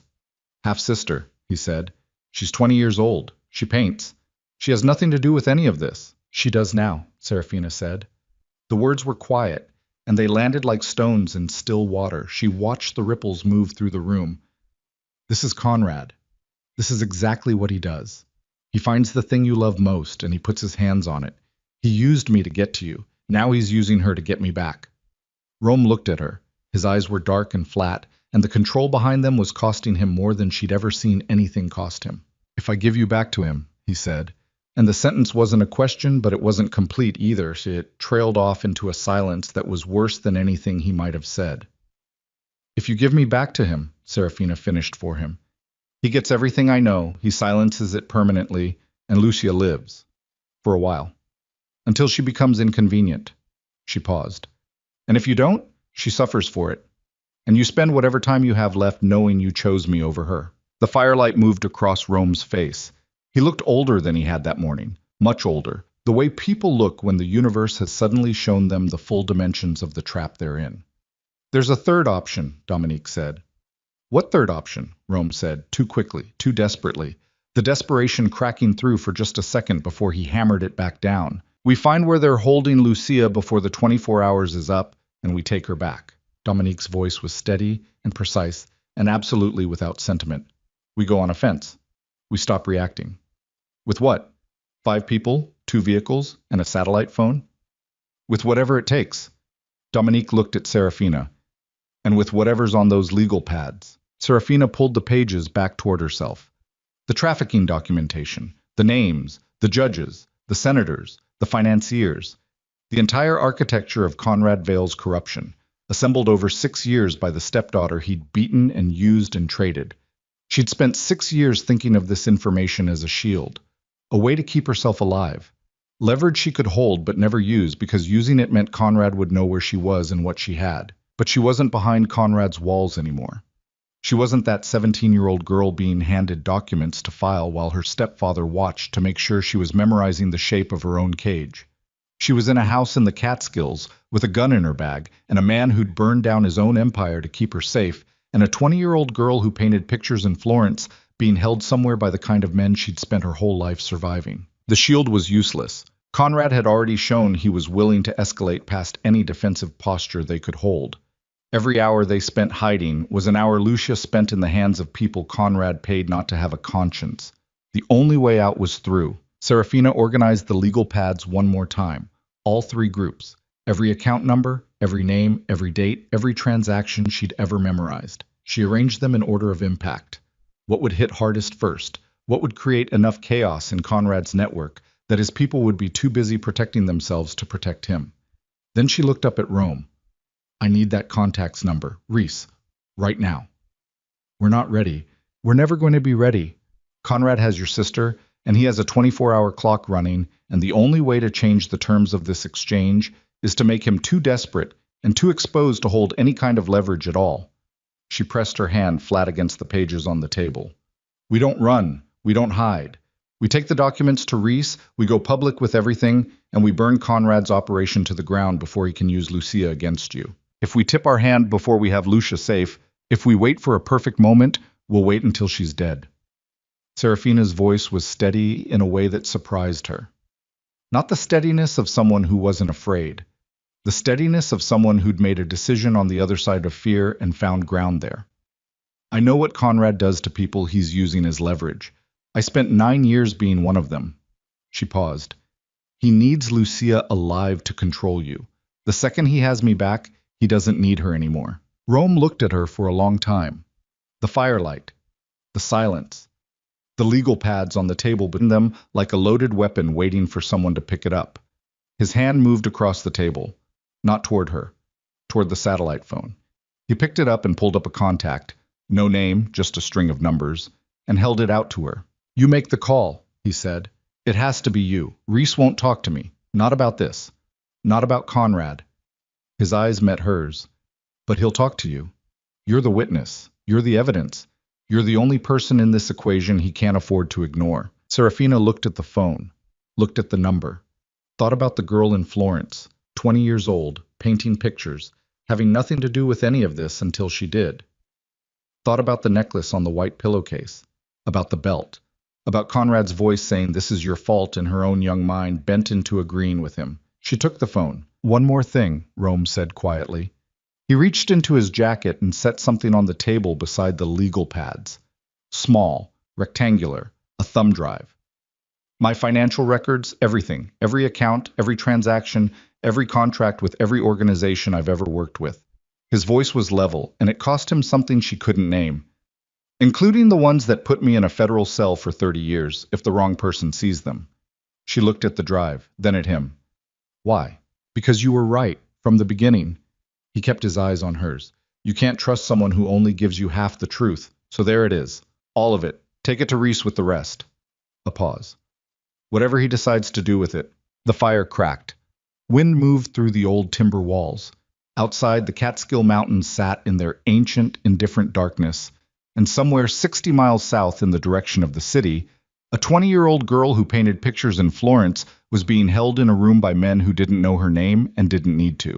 Serafina picked up the thumb drive and pressed it into her palm, felt the small, hard weight of it, thought about shields and weapons, and the difference between surviving and fighting and which one she'd been doing. She dialed at 11:47 p.m. The satellite phone rang 4 times. 5. 6. Serafina stood at the window of the Catskills house, with her back to the room and her forehead almost touching the cold glass, and watched her own breath fog and clear, against the dark outside. On the 8th ring, someone picked up. Silence first. The particular silence of a man who'd answered a number he didn't recognize and was waiting to see what came through before he committed to anything. Agent Reese, Serafina said. Not a question, a pause. Who is this? My name is Serafina Vale. My stepfather is Senator Conrad Vale. I have 6 years of documented evidence connecting him to trafficking operations, money laundering through the Petrov Syndicate, and the bribery of 3 federal judges whose names I can give you right now. She paused, breathed. I also have the complete financial records of Rome Moretti's organization, voluntarily surrendered, and I have approximately 22 hours before Conrad kills a 20-year-old girl to force a trade that makes all of this disappear. The silence on the other end stretched for 10 full seconds. She counted them. "Where are you?" Reese said. "Not close enough to you. Far enough from Conrad that we've still got a window." She looked at her own reflection in the black glass. Pale face, dark eyes, the waterproof bag over her shoulder with every page of the last 6 years inside it. "I need 2 things. A secure location to transfer documents, and whatever resources you can put toward finding a girl named Lucia Moretti who's being held somewhere in the New York metro area as of this morning." Another pause. Shorter. "How do I know this isn't a play?" "You don't. But if it were a play, I'd have led with something smaller. What I'm offering you destroys a senator, dismantles an organized crime network with federal reach, and exposes judicial corruption that's been active for 11 years. She kept her voice flat. Clinical. The voice she'd developed for Conrad's paperwork. Emotion stripped out, information delivered clean. Nobody fabricates something this large for a play. The liability is too high. Reese's breathing had changed. She could hear him thinking. 22 hours, he said. 22. Maybe less. I need 4 hours to position people. You have 3. A beat. Then, give me a location radius. Rome had appeared at her shoulder, silent. He pointed at a spot on the road atlas spread open on the windowsill, a town 40 minutes south of the Catskills property. She read the name to Reese. 3 hours, Reese said again, confirming, committing. 3 hours, she said, and ended the call.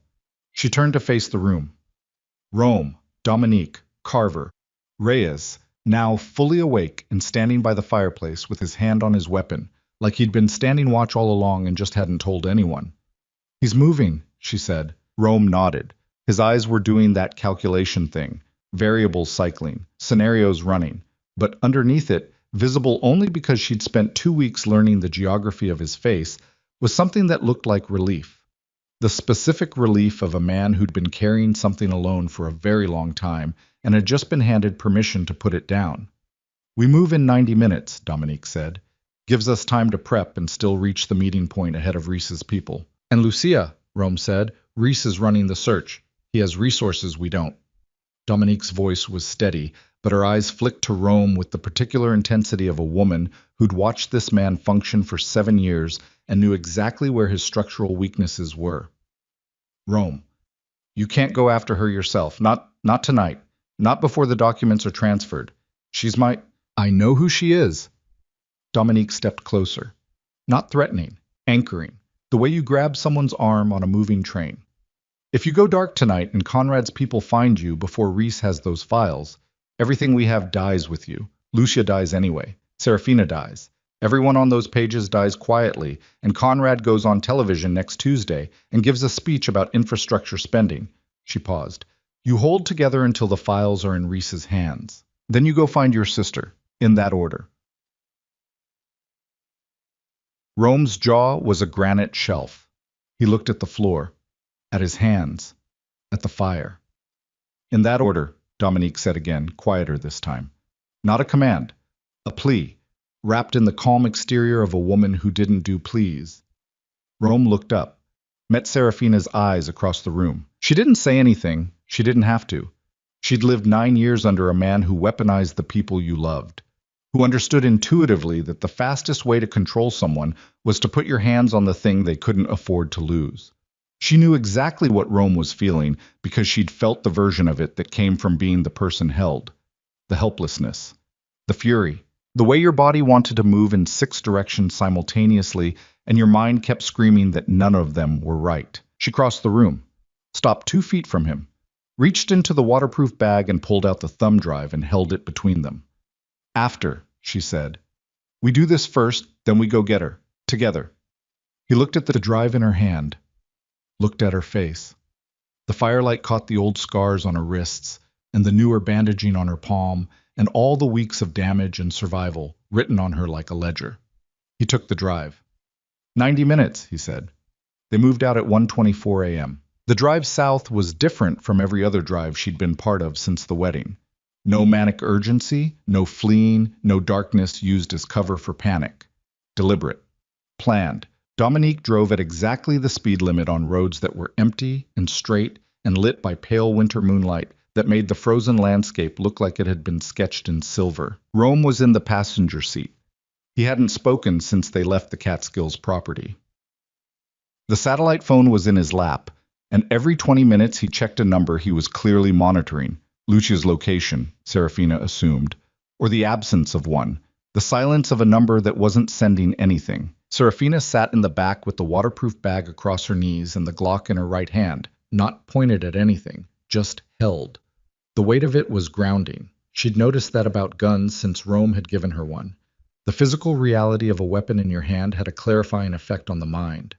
It didn't make you braver. It just made abstract threats concrete, and concrete threats were easier to think about than formless fear. Carver and Reyes were ahead in the second vehicle, a truck they'd found in the property's outbuilding and fueled from a cache of jerry cans Rome's contact had left. The truck would reach the meeting point first, establish, verify. The town Reese had agreed to was small and asleep. 2 traffic lights, a diner that closed at 9, a hardware store, a bar with 3 cars in the lot. Carver had texted the all clear at 2:08 a.m. Nothing unusual. No vehicles sitting surveillance style. No unfamiliar faces. Reese was waiting in the parking lot behind the diner, alone, at least visibly. Serafina had no doubt there were people in the buildings and shadows on the street that she couldn't see. That was fine. That was expected. She'd have worried more if he'd come alone in any real sense. I was smaller than she'd imagined from his voice. 50s, compact build, the kind of face that had been forgettable on purpose for so long that it had become genuinely so. He was wearing a coat that looked like every other coat in the county, and he was standing beside an unremarkable sedan with his hands visible, which was either professional courtesy or a message. Serafina got out of the car before Rome did. Reese looked at her. She looked at him. No warm-up. "Let's go inside," he said. "No, we do it here." She pulled the waterproof bag from her shoulder and held it. "I'm not going into a building I don't know with people I can't see until I understand the full shape of what we're walking into." Reese studied her for a moment, nodded once. "Fair enough?" She unzipped the bag and handed him the first bundle of legal pads, the financial records. He took them, thumbed through 3 pages, stopped, looked up. "These are primary documents? Transcribed from memory. Every figure, every account number, every transaction date. I've been memorizing Conrad's financial operations since I was 17 because I understood that was the only insurance policy he couldn't confiscate." She paused. "I can recite any entry on any page if you want to test the accuracy. Date, amount, routing destination." Reese looked at her with an expression she recognized from a long time ago, from before Conrad, from a teacher in middle school who'd first realized she was smarter than her circumstances suggested. The look of someone revising their assessment upward. "The secondary documents," she said, handing him the second bundle. "Names, judiciary. Conrad's connections to active federal judges, 3 names. I have the dates of the relevant transactions and the case outcomes that followed each payment." Reese's face went carefully blank. The professional blankness of a man who'd just been handed something that made his pulse jump and had learned to keep his pulse invisible. "And the third," she said, handing him the last bundle and watching his hands carefully to make sure they didn't shake, "is the trafficking documentation. Routes, participants, financial transfers. This is the part that was never meant to exist in any form. Conrad burned the originals after I processed them. He didn't know I kept copies in my head." Reese looked at the third bundle for a long time without speaking. Then he looked at Rome. Rome was standing 3 feet to Serafina's left, hands in his coat pockets, watching Reese with the level, measuring gaze of a man who'd spent his life in rooms where trust was currency and every person was potentially a debt collector. "Moretti," Reese said. "Reese, you're giving me your financials. Through her, yes. You understand what that means for you." "I understand what it means for my sister if Conrad isn't stopped in the next 20 hours. Rome's voice was flat and even and had nothing dramatic in it, just the simple arithmetic of a man who'd done the calculation and found one answer. "Take it apart. I'm not asking for anything in return except that you find Lucia before the clock runs out." Reese looked between them. Something shifted in his expression. Not softness, but a recalibration. The adjustment of a man who'd expected a negotiation and found a surrender instead. An unconditional one.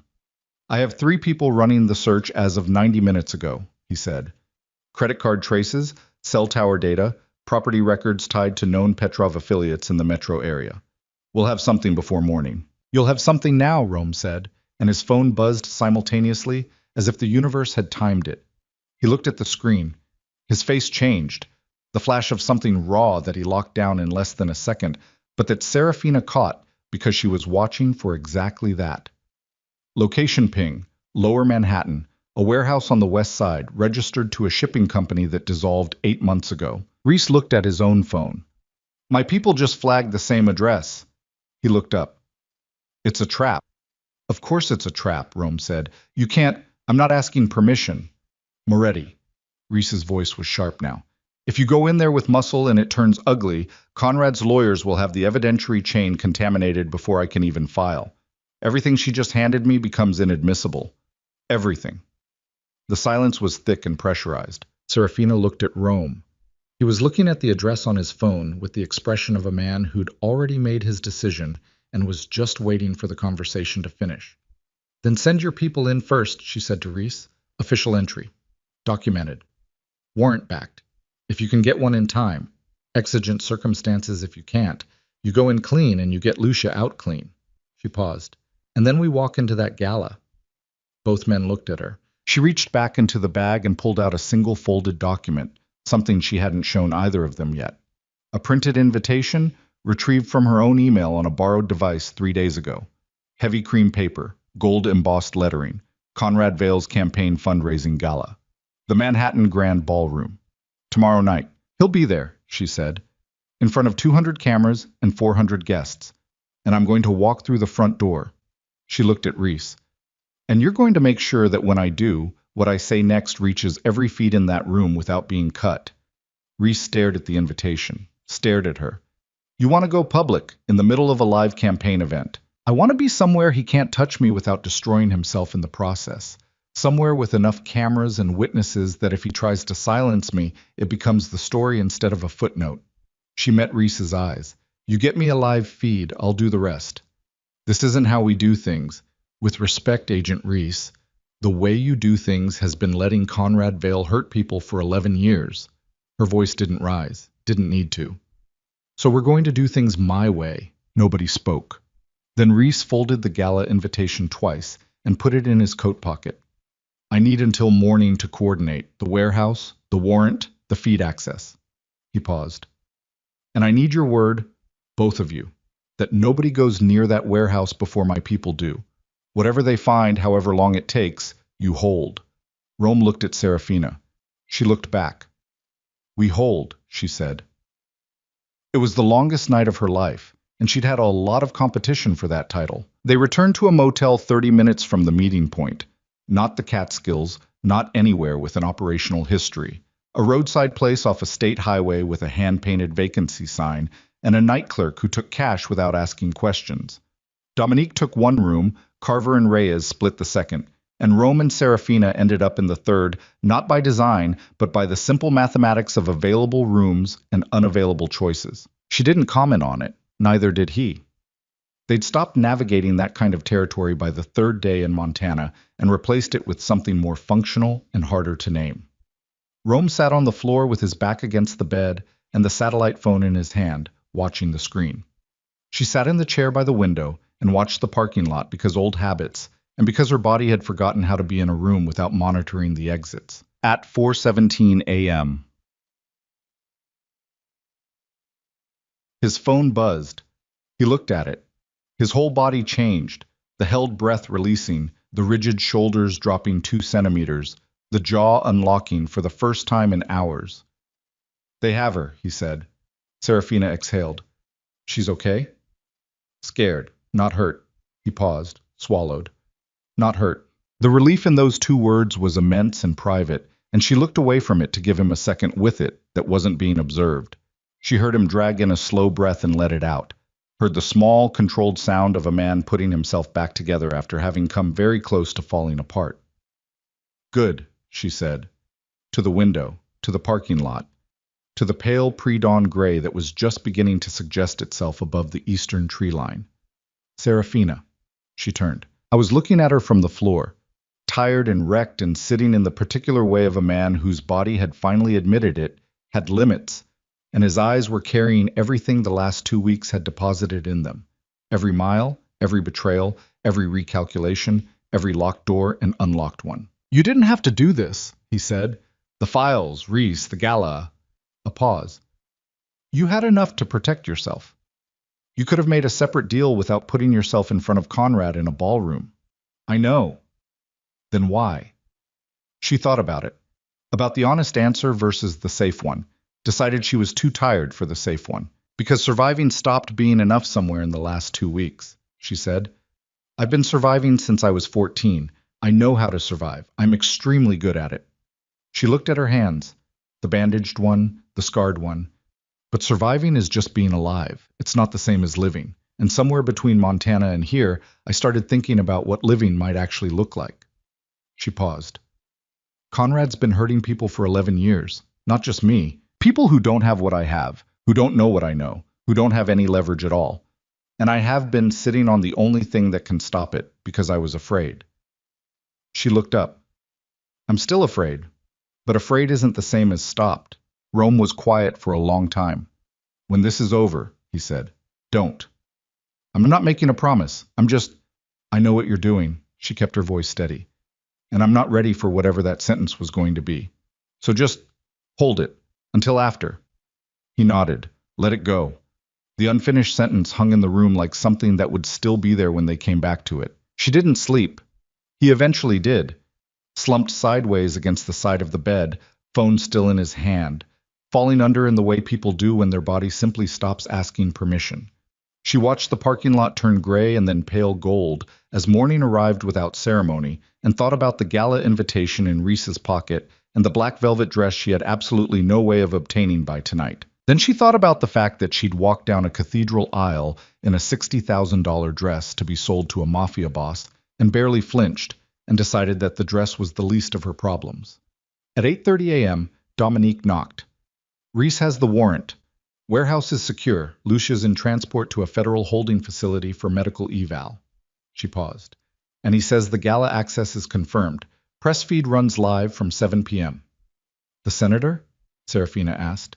"Confirmed attending. He's giving the keynote at 8:30. Rome was awake, standing behind Serafina's shoulder. She felt him there before she heard him.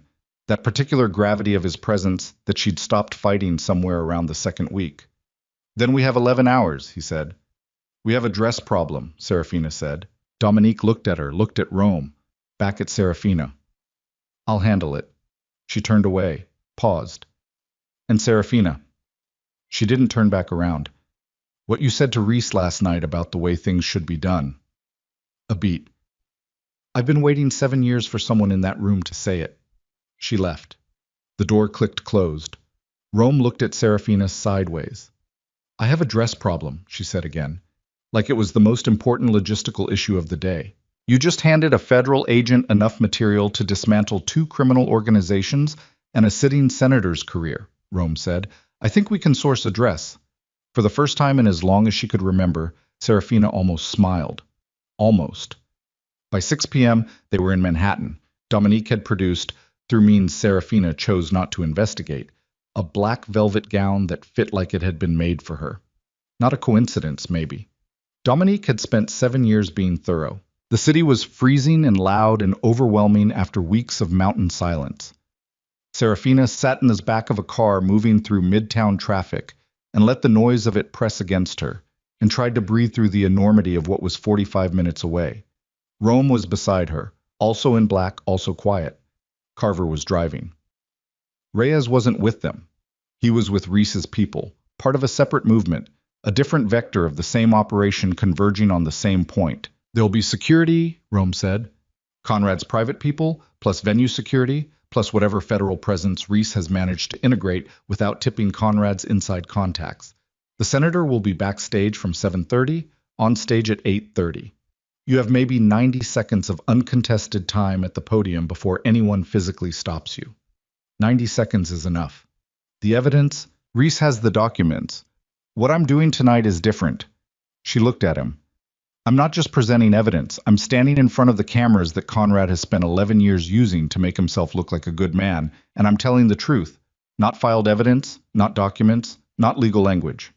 She paused. My voice. My face. My body in a room where he can see me and 200 cameras can see him seeing me. She felt her hands tighten in her lap. He's never faced me. Not once in 9 years. He's always had me where he could control the context. Tonight, the context is mine. Wo ich motoram cheat. Rome looked at her for a long time. The city lights moved across his face, red and white and yellow, the ceaseless pulse of a city that didn't stop for anything. If it goes wrong in there, he said quietly. I know. I know what Conrad will do. She cut him off. Not harshly, but firmly. That's why you're coming in behind me. He nodded. The grand ballroom rose ahead of them through the windshield, blazing with light and crawling with the beautiful, important-looking people who attended events like this, and never looked too closely at the man behind the smile, because looking closely was uncomfortable, and discomfort was for other kinds of people. Serafina looked in the building and thought about a cathedral aisle in the rain 26 days ago, and a dress that had felt like a funeral shroud, and a girl who'd walked down it because she'd been told to, and because she hadn't yet understood that the only person who got to decide what happened to her body and her life was the person living inside it. She was 23 years old. She'd been surviving since she was 14. She was finished surviving. She was finished. Ready? Rome asked. She opened the car door. The cold Manhattan air hit her face like a blade, sharp and real, and very much present. And the cameras at the entrance were already turning toward the woman in the black velvet dress who was walking up the steps alone like she owned the ground beneath them. Inside the ballroom, through 200 people and a wall of chandeliers and a sea of champagne and money and performance, Conrad Vale stood at a cocktail table with 3 senators and a glass of the good stuff and a smile that had been performing for so long it had calcified into something that only looked like warmth. He didn't see her come in. He would. Serafina moved through the crowd, and the crowd parted the way. Crowds do for people who move like they have somewhere to be and nothing to lose. And at the back of the room, through the service entrance, Rome Moretti was 40 seconds behind her with Dominique on his left, and a weapon he'd checked 3 times in the car on his right. And Reese had 4 people in the room already positioned, and the live feed was running, and the clock on the wall behind the stage read 8:22, and Conrad's keynote was in 8 minutes, and she reached the stage stairs. A security guard stepped into her path. Young, professional, not cruel, just doing his job, which was keeping unauthorized people off the stage. He put one hand up, palm out. Ma'am, this area is restricted. I'm Serafina Vale, she said, calm, clear, loud enough for the nearest 12 people to hear. Conrad Vale's stepdaughter, and in approximately 7 minutes I'm going to walk onto that stage. You can step aside now, or you can still be standing there when the cameras turn. The guard blinked, looked at her face, looked at the stage, looked back at her face. Something in her expression, the absolute bone-deep steadiness of a woman who had decided, made him step aside. Serafina climbed the stairs. From the wings of the stage she could see the ballroom entire. The glittering chandeliers, the pressed suits, the careful smiles, the whole elaborate performance of power, maintaining itself through aesthetics and confidence and the collective agreement of everyone in the room not to ask the questions that would unravel it. And at the far side of the room, turning from his cocktail table with a fresh glass in hand, and a senator laughing at something he'd said, Conrad Vale looked up and saw her. The glass didn't fall. He was too controlled for that. But the smile died. Not slowly, not gracefully, but instantly, like a light switch. And in the quarter second before he rebuilt his expression, she saw it. The real face. The one behind the philanthropy and the press releases and the campaign posters.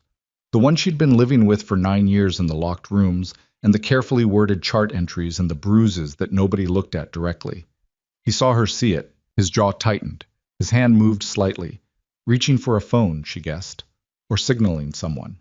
And 3 things happened simultaneously. A man in a tuxedo near the bar touched his earpiece.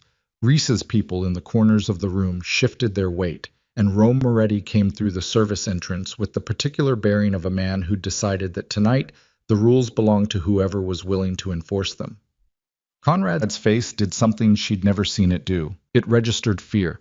The podium was 10 feet in front of her. The microphone was live. She could see the small red light that meant the audio was feeding to the house system and, through Reese's rigged connection, to every camera in the room. The clock on the wall read 8:28. 2 minutes until Conrad's people would be expecting him at the podium. 2 minutes before the evening's careful choreography demanded the stage. Serafina walked to the podium. Her heels on the stage floor made a sound that the microphone picked up and sent through the ballroom speakers. 1 step, 2, 3. People near the stage were already turning. A murmur was building from the back of the room, where Conrad was now moving toward the aisle, with 2 of his private security flanking him and the carefully reconstructed smile back on his face, but not reaching anything above his mouth. She reached the microphone, looked out at 400 faces in a room full of crystal and candlelight, and the kind of money that it had always assumed it would never have to explain itself, took a breath, and began. The microphone was cold against her fingers. She hadn't planned an opening line. She'd thought about it in the car, in the motel room, in the dark hours before dawn when sleep wouldn't come, and the ceiling of a roadside motel was the only thing between her and the full weight of what she was about to do. She'd composed sentences in her head and discarded them. Too formal, too rehearsed, too much like the polished language Conrad used to turn ugly things into palatable ones. So she said nothing for 3 full seconds. Just stood at the podium in a black velvet dress and looked out at 400 people who were still deciding whether this was part of the program. Then she said, "My name is Serafina Vale. Conrad Vale has been beating me since I was 14 years old." The room didn't erupt. It did the thing rooms do when something lands too heavy and too real. It went completely, totally silent. The kind of silence that happens when the social contract tears and everyone in the vicinity feels the draft. In the back of the ballroom, Conrad had stopped moving. Both his security men had stopped with him. She could see him from the stage. The stillness of him, the way he'd gone rigid, the way predators do when the environment shifts in an unexpected direction. Not scared yet. Calculating. Running the same kind of assessment he'd always run. How much damage, how fast, which levers to pull. She didn't give him time to find the levers. He's been laundering money through shell companies tied to his campaign donors for 9 years. He's facilitated the trafficking of women and girls through a network that runs from Baltimore through 3 offshore accounts connected to the Petrov crime syndicate. He's bribed federal judges. I have 3 names. And Agent Daniel Reese of the Federal Oversight Task Force has documented evidence of all of it, in my handwriting, in his possession as of last night. A murmur now, low and spreading, like water finding cracks. I know these things because Conrad made me process his paperwork when I was 17. He called it educational. He kept me compliant through 9 years of systematic abuse and the very reasonable assumption that nobody in any of these rooms. She let her eyes move across the crowd, deliberate, unhurried, letting it land on the senators and the donors and the media executives and the men who'd clinked glasses with Conrad Vale at 100 events exactly like this one, would ever believe a damaged girl over a decorated senator. Conrad moved. She saw it happen. The decision made in real time, the calculation completing, the conclusion reached that the only way to contain this was to physically contain her. He started toward the stage and his 2 security men moved with him, and there was a 3rd man in a tuxedo near the left side stage stairs who'd been standing very still for a very long time and was now moving too. Reese's people moved faster. 3 of them materialized from different parts of the room. Not running, not dramatic, just inserting themselves into the geometry of Conrad's path with the efficient authority of people who'd done this before. The man in the tuxedo near the stairs was flanked before he'd taken 4 steps. One of Conrad's security men stopped at the touch of a badge produced from an inside pocket. The other one didn't stop and had his arm behind his back in less time than it took the crowd to understand what was happening. Conrad kept coming. He was alone now, his security neutralized, his path narrowing toward the stage stairs. And he was still coming because Conrad Vale had spent 40 years learning that forward momentum was its own authority, that if you moved with enough certainty, people got out of your way. He reached the stairs, and Rome Moretti stepped out of the wings. The 2 men looked at each other across 6 feet of stage floor. Rome was completely still. Conrad was breathing hard, not from exertion, but from the specific fury of a man watching his controlled environment dissolve around him. His face had done something interesting since the moment she'd started speaking. The senator's mask had come off in pieces, like stucco falling from a wall, and what was underneath was smaller than the mask had suggested. Meaner. More frightened. "You have no idea what you've done," Conrad said. Not to Serafina, to Rome. I know exactly what I've done, Rome said. His voice was quiet enough that it didn't reach the microphone, but she could hear it from the podium. The particular quality of a man who wasn't angry anymore, who'd moved past angry into something cooler and more permanent. And so does she. That's the point. She's my Finish that sentence, Rome said very softly. Please. Conrad didn't finish it. The room had reorganized itself around this confrontation. 400 people creating an instinctive radius around the stage. Phones raised, cameras running, the live feed capturing everything and sending it somewhere Conrad couldn't reach. Serafina watched him understand this, watched the calculation cycle one more time and come up empty. Then Conrad did the thing she should have anticipated and didn't. He reached inside his jacket, not for a phone, for a weapon that his security had apparently failed to surrender at the venue's entrance, because when you were a United States senator with federal connections and the right friends in the right positions, the people checking for weapons at the door were often the same people who worked for your friends. The gun was small, and it was fast, and it came out of his jacket in the practiced motion of a man who'd handled weapons enough that the movement was clean and unhesitating, and it swung toward Serafina at the podium before anyone in the room fully processed that it was real. She didn't freeze. That was the thing she'd remember afterward, in quieter moments, and turn over in her mind because it surprised her every time. She didn't freeze. The girl who'd spent 9 years going rigid with fear, who'd pressed herself into closet floors and counted seconds and learned to make herself small and invisible and silent, that girl was not who was standing at the podium in a black velvet dress. She dropped behind the podium. The shot went over her head and took out the teleprompter screen in a spray of sparkling plastic. The ballroom ignited, screaming, movement, the stampede geometry of 400 people trying to reach exits simultaneously. Chandeliers swayed. Someone hit a table and sent crystal shattering across marble. Rome was already moving. He'd crossed the distance between himself and Conrad in the time between the shot and the sound of it, and he hit Conrad's gun arm with the full force of a man who'd been waiting for permission to move since the moment he'd walked into this room. The weapon skidded across the stage. Conrad's shoulder took the impact wrong and something gave. She heard it from behind the podium, a wet cracking sound that made her stomach clench. Conrad hit the stage floor. He didn't stay there. He was up on one knee before Rome could pin him. The animal persistence of a man running on adrenaline and the absolute refusal to be seen on the ground. And his good arm was reaching for something inside his jacket again, a backup, a second weapon, because of course Conrad Vale walked into a room with 2 weapons, and she'd known that and hadn't factored it in, and Serafina came around the side of the podium. The Glock was in her hand. She didn't remember making that decision either. The safety was off. She hadn't made that decision consciously. Her body had apparently decided to handle both of those things without consulting her, which meant some part of her had known this was where tonight was going, even when her mind was still negotiating. Stop, she said. Conrad looked up at her from one knee. His shoulder was wrong, sitting too low, the joint disrupted. His face was a ruin of what it had been at the beginning of the evening. The senator's mask completely gone now, stripped down to something that was just an old man in pain who'd built an empire on other people's silence and couldn't process the possibility that the silence had ended. His hand was still inside his jacket. Don't, she said. He looked at her. At the gun. At her face above the gun. She watched him look at her face, and she watched him look for the girl he knew. The one who flinched. The one who counted seconds. The one who'd learned to make herself as small as possible in his presence, so that the target she presented was harder to hit. He didn't find her. Serafina, he said. Her name in his mouth had always felt like a claim, like a brand. He'd said it the way you say the name of something you own, with the casual possessiveness of a man who'd never questioned his right to ownership. Tonight it landed differently. Move your hand, she said. Slowly. Show me both hands. You're not going to peek. I've made my decision, Conrad. Make yours.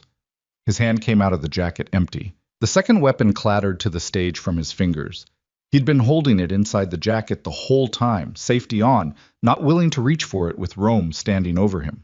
Serafina kept the Glock leveled until Reese's people were on the stage and Conrad's wrists were being secured and the second weapon was being bagged and documented, and then she lowered her arm and stood there with the gun at her side and her heart slamming against the inside of her ribs like it was trying to get out. Rome appeared beside her.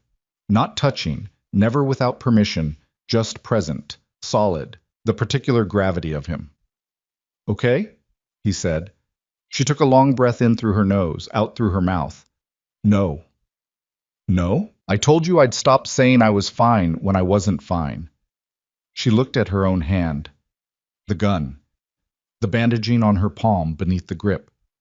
I'm not okay. My hands are shaking and I can hear my own heartbeat, and I just pointed a loaded weapon at my stepfather in front of 400 cameras. She paused. But I'm standing up. That counts. Rome looked at her for a moment. Then he reached out, slowly, the way he'd been doing everything physical since the night he'd learned to move carefully around her, and took the gun from her hand, checked the safety, and put it in his coat pocket. It counts, he said. Conrad was on his feet, wrists secured behind him, flanked by two of Reese's people and one uniformed officer who'd been staged in the building from the beginning.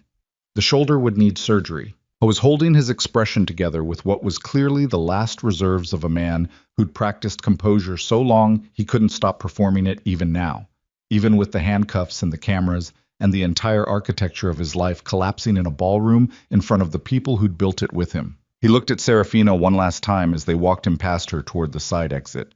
She held his gaze. She didn't say anything. She didn't need to.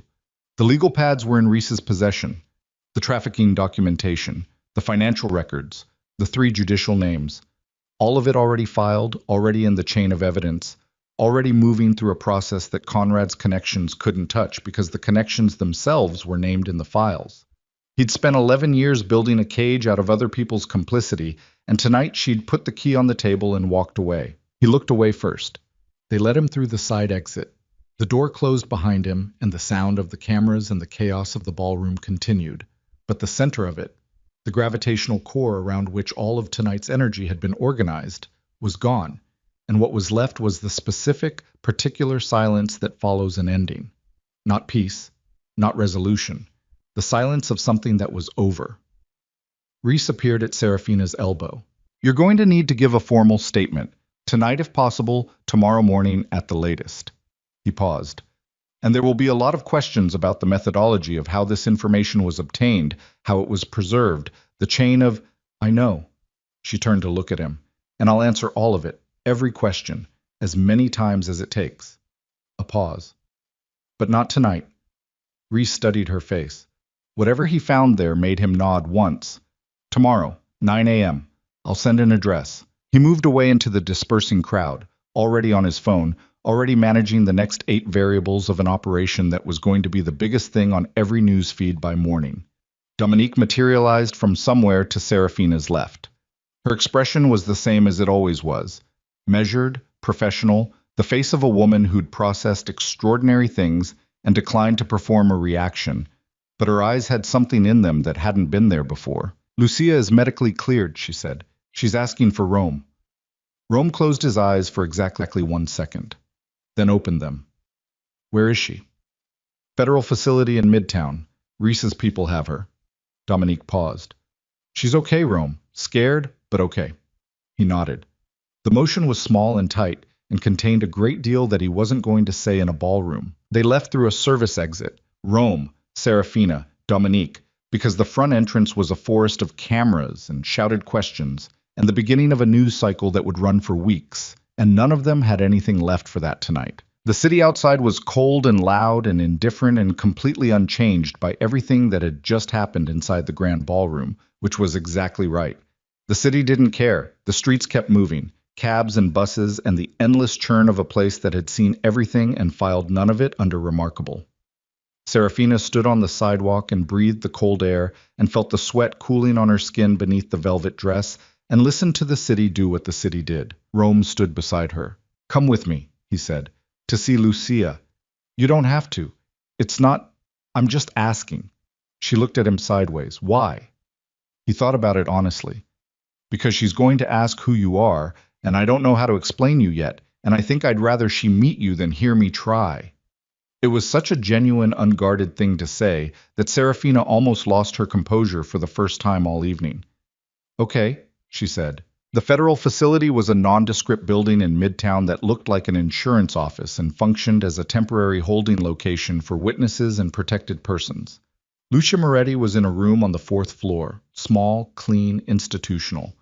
in the way all such rooms were institutional, softened slightly by a wool blanket someone had found for her, and the cup of tea on the table that had gone cold while she sat curled in the corner of the couch and stared at the door. She was 20 years old, dark hair, Rome's jaw, but softer.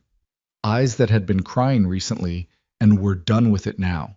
The particular clarity that comes after tears, when the face has nothing left to hide behind. She looked at Rome when he came through the door, and something happened between them that was entirely private, and Serafina looked at the window and gave them the moment, listening to the sounds of it, the inhale, the brief compression of two people who'd been afraid they were running out of time to hold on to each other. Then Lucia said, in a voice still rough from crying, "You look terrible." "You look worse," Rome said. "I was kidnapped." "I know." "You could lead with, 'I'm sorry. I'm sorry.'" A pause. Then Lucia's voice quieter. "Is it over?" "It's over." "The man he's in custody. It's over, Lucia." She exhaled. The sound of it was enormous, the whole compressed weight of a day spent in a room, not knowing if anyone was coming. Then she looked past Rome's shoulder at Serafina by the window. Serafina turned from the window and met the young woman's gaze. Lucia had Rome's directness, the unself-conscious assessment of someone who'd learned to read rooms because rooms in her brother's world were worth reading. "You're her," Lucia said. "The senator's stepdaughter." "Yes. Rome told me about you earlier, on the phone before—" She stopped. "He said you were the bravest person he'd met in years, and that it was inconvenient." Serafina looked at Rome. He was studying the ceiling with the expression of a man who would not be confirming or denying anything. "He said inconvenient," she said. "His word," Lucia said. "I thought it was a love declaration. He's not great at those." "Lucia," Rome said, "I'm just noting, you were kidnapped today. Please rest." Lucia made a sound that was almost a laugh, thin and tired and real, and pulled the wool blanket tighter around herself, and in the relative safety of that institutional room with her brother standing between her and the door, she let her eyes close. Serafina and Rome stood in the hallway outside afterward, not speaking for a moment. "Inconvenient," she said. "I'm not discussing what I said to my sister during a crisis." "That seems like a very reasonable thing to want to avoid." "It is." She looked at the closed door, thought about Lucia on the couch with the cold tea and the wool blanket, 20 years old. Caught in something she hadn't built and hadn't chosen, sustained by the particular resilience of people who'd grown up adjacent to danger and learned to absorb it without being defined by it. "She's going to be okay," Serafina said. "I know." Rome leaned against the hallway wall. The tiredness had finally won. She could see it in every line of his body, the way he was using the wall, the way people use walls when they're not sure their legs will do the job alone. "Are you? You keep asking me that. You keep not fully answering." She thought about what an honest answer looked like. It was a complicated shape. Not clean, not simple, not the kind of resolution that wrapped itself up in 4 words. There was a federal statement tomorrow morning and months of legal proceedings after that, and Conrad's trial and all the names on the legal pads being walked through a system that was slow and imperfect and sometimes failed people who deserved better. There was her own body, still carrying 9 years of damage in the places where damage settled, the sleep, the flinching, the way her hands still sometimes moved toward exits without being asked. There was Rome Moretti, leaning against a hallway wall in a federal building looking like a man who'd burned down his own empire and wasn't sure yet what that meant for whoever he was supposed to be next. "I'm okay enough," she said, "for tonight. And tomorrow?" "Ask me tomorrow." He nodded, looked at the floor, then at her, sideways. The way he'd been looking at her since the first night, like she was a problem he wanted to solve that kept turning out to be something more than a problem. "I need to start over," he said. "Whatever comes after the statements and the trial and Reese's task force finishing with what you gave them. When that's done, there's nothing left of the organization I built. I already know the pieces are too compromised. Nico took too much." He paused. "I don't know what that means yet. For any of it." She understood that any of it contained a large and specific unnamed thing that they were both declining to name in a federal hallway at midnight. "Neither do I," she said. Honest, plain, no hedging. "But I think that's okay, not knowing what comes next." She paused. "I spent 9 years being very certain about what was coming next, and it was always terrible. I think I'd like to try uncertainty for a while. The corner of Rome's mouth moved. The ghost smile. The one that had been dead a long time and kept showing up anyway, like something that hadn't gotten the message. That's the most optimistic thing you've ever said, he said. Don't make it weird. I'm not making it weird. You're making a face. This is my normal face. Your normal face does not look like that. He straightened from the wall, looked at her directly. The humor faded, and what replaced it was the thing that had been building since the wedding night, since the candlelit master suite and the bruises and the 8 words she'd said that had stopped him cold and started whatever this was. Not love in the simple sense, something harder earned. The specific connection between 2 people who'd seen each other at their worst and lowest and most broken and had stayed in the room anyway. The villa in Italy, he said. Lucia mentioned it once. There's a property on the coast. Old, nothing criminal attached to it. It's the one thing I own that was never part of the organization. A pause. I thought I'd take her there. After the trial, when it's done. He paused again. There's space.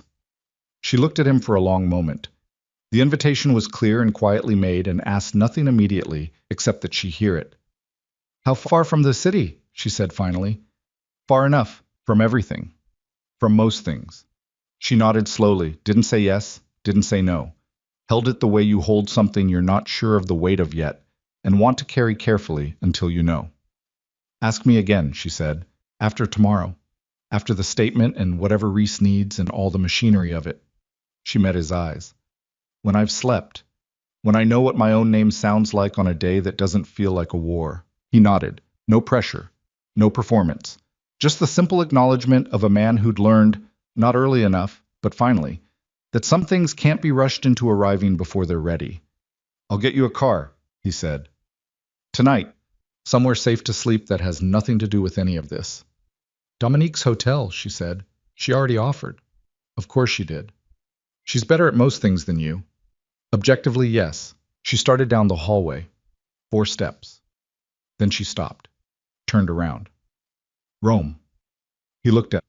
She stood there for a moment, and the hallway was very quiet and very ordinary, and smelled like industrial cleaning fluid and the particular staleness of a building that housed difficult things. And she tried to find words for what she wanted to say, and found that the words were inadequate to the thing, which was often how it was with the things that actually mattered. The first night, she said, at the estate, when you backed up across the room and put 6 feet between us and sat in the corner. She paused. Nobody had ever done that before. Made themselves smaller so I could be bigger. She paused again. It mattered. Rome was quiet for a moment. The ghost smile came back, and this time it didn't vanish immediately. It stayed, tentative and real and slightly battered around the edges, which was the only kind of real smile that meant anything. Get some sleep, he said. She turned and walked to the elevator and did not look back, which meant she didn't see the way he watched her go, with the particular expression of a man who'd spent his life breaking things and had just discovered, late and at great cost, that he wanted to try building something instead. 6 months passed. The way months pass after catastrophic events. Not cleanly, not in a straight line, but in fragments, and surges, and long flat stretches where nothing seemed to be moving until suddenly everything was. Conrad Vale was indicted on 37 counts. The trial date was set. 3 of the judicial names Serafina had given Reese resulted in resignations before the indictments were even filed. The speed of their departures suggesting they'd known this was coming and had been watching the horizon for it. The Petrov Syndicate's domestic operation fractured in 4 places simultaneously as names from her documentation surfaced in federal warrants, the organization dissolving the way. Organizations do when the financial architecture beneath them is suddenly visible to people with authority to act on what they see. It was not clean. It was not fast. It was a grinding, bureaucratic, imperfect process that sometimes moved backward and sometimes disappointed and sometimes required Serafina to sit in rooms with lawyers for 6 consecutive hours, describing things she'd spent years trying not to think about, while someone across a table took careful notes and asked her to be more specific. She was more specific, every time, as many times as it took. She slept better, not perfectly. The 3 a.m. waking persisted for months, and the nightmares came back when she was tired, or when testimony had pulled her back through the specific rooms of Conrad's house in a way that made them feel present instead of past. But she slept. and woke and got up. And the gap between the nightmare and the waking grew slowly, incrementally, into something she could cross. She saw a therapist, a woman recommended by Reese who specialized in exactly this category of survival. It was hard and unglamorous, and on several occasions she left the sessions feeling worse than when she'd entered them, which the therapist assured her was part of the process. She trusted the therapist because she didn't soften anything, and Serafina had spent too long surrounded by people whose gentleness was a strategy. Dominique called every week. Not about Rome. Dominique wasn't a messenger. She called because somewhere in a Montana safe house in the middle of a blizzard, they'd become the kind of people who checked on each other, and Dominique honored that with the same efficient consistency she brought to everything else. Lucia wrote letters. Actual paper letters, in handwriting that had the looping extravagance of someone who'd spent years training to be an artist. She was back in Florence, back at her studio. She sent photographs of what she was working on, large abstract pieces in deep blues and golds that looked like something trying to surface from deep water. On the back of one photograph she'd written, "Rome says you're thinking about the coast. I have a room with a good view if you change your mind. No pressure, just options." Serafina kept the photograph on the windowsill of the apartment she'd rented in Philadelphia. Neutral territory, close to Reese's operation. Temporary in the way that appropriate things were temporary when you were still deciding what permanent meant. She spoke to Rome twice in the 6 months. Once about the trial, practical, logistical, the kind of call that had a clear purpose. Once about nothing in particular, on a Tuesday evening in March, when she'd had a bad day and found herself dialing his number without entirely deciding to, and they'd talked for an hour about things that had nothing to do with Conrad or the Petrov Syndicate or ballrooms or Montana, and she'd ended the call and sat in her apartment and thought about the conversation for a long time afterward. On a morning in late May, with the windows open and the Philadelphia streets doing their ordinary thing below, and the trial 3 weeks from conclusion, she packed a bag. Not the emergency bag, not the waterproof grab and run that she'd been reflexively maintaining for months out of a habit she hadn't been ready to break. A real bag. The kind you pack when you're going somewhere with the intention of staying. She left the white noise machine on the windowsill. She didn't need it anymore. The coast of Italy arrived in the afternoon, the kind of afternoon that seemed to have been specifically lit to make the water look like something out of a painting Lucia might make. The villa sat on a cliff above the Ligurian Sea.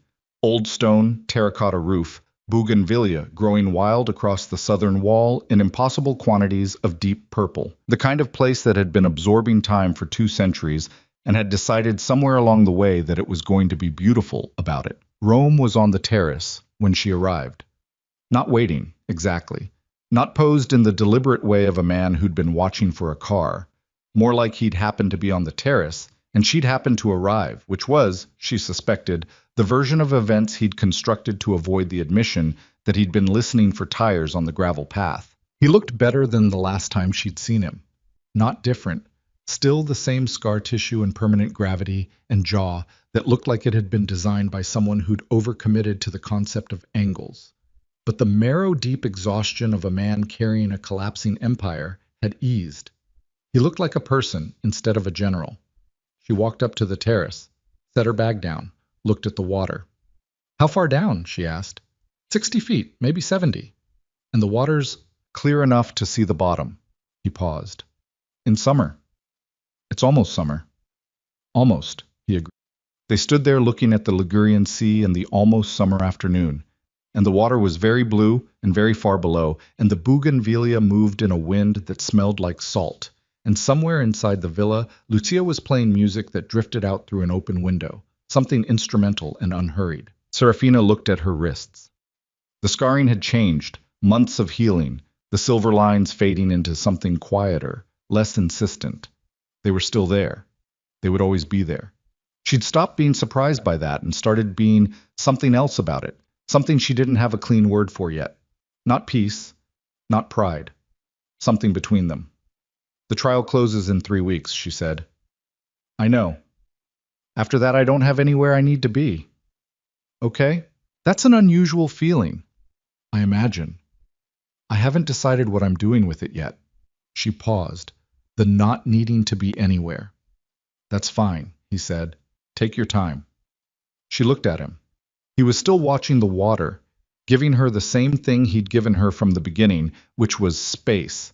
The consistent, undemanding space of a man who'd learned that the only way to earn the presence of someone who'd been trapped was never to close the exit. She reached across the distance between them and touched the back of his hand with 2 fingers. Just that. 2 fingers, lightly, on the back of a scarred hand that had been built for damage and had spent the last 6 months trying to figure out what it was built for instead. He turned his hand over, slowly. Not grabbing, not claiming, just turning it over so her fingers rested against his palm. And that was all, and it was enough. The sea moved below them in long, slow rolls that had been moving that way since before either of them existed and would continue long after, indifferent and enormous and very beautiful in the late afternoon gold. And the music from inside the villa continued, and Serafina stood on a cliff in Italy with the scars on her wrists fading in the sunlight and thought about the word living, not surviving, not enduring, not counting seconds until the next thing passed. Just living, the plain, unglamorous, everyday fact of it. Breathing in, breathing out. Choosing to stay in the room. She thought it might be something she could get used to. The sun continued its slow fall toward the water, and the light went gold, and then amber, and then the particular red-orange of a sky that had nothing left to prove. She didn't move. Neither did he. And the evening came in the way evenings do, gently, without announcement, simply arriving and settling over everything like a coat placed on the shoulders of someone who'd been cold for a very long time.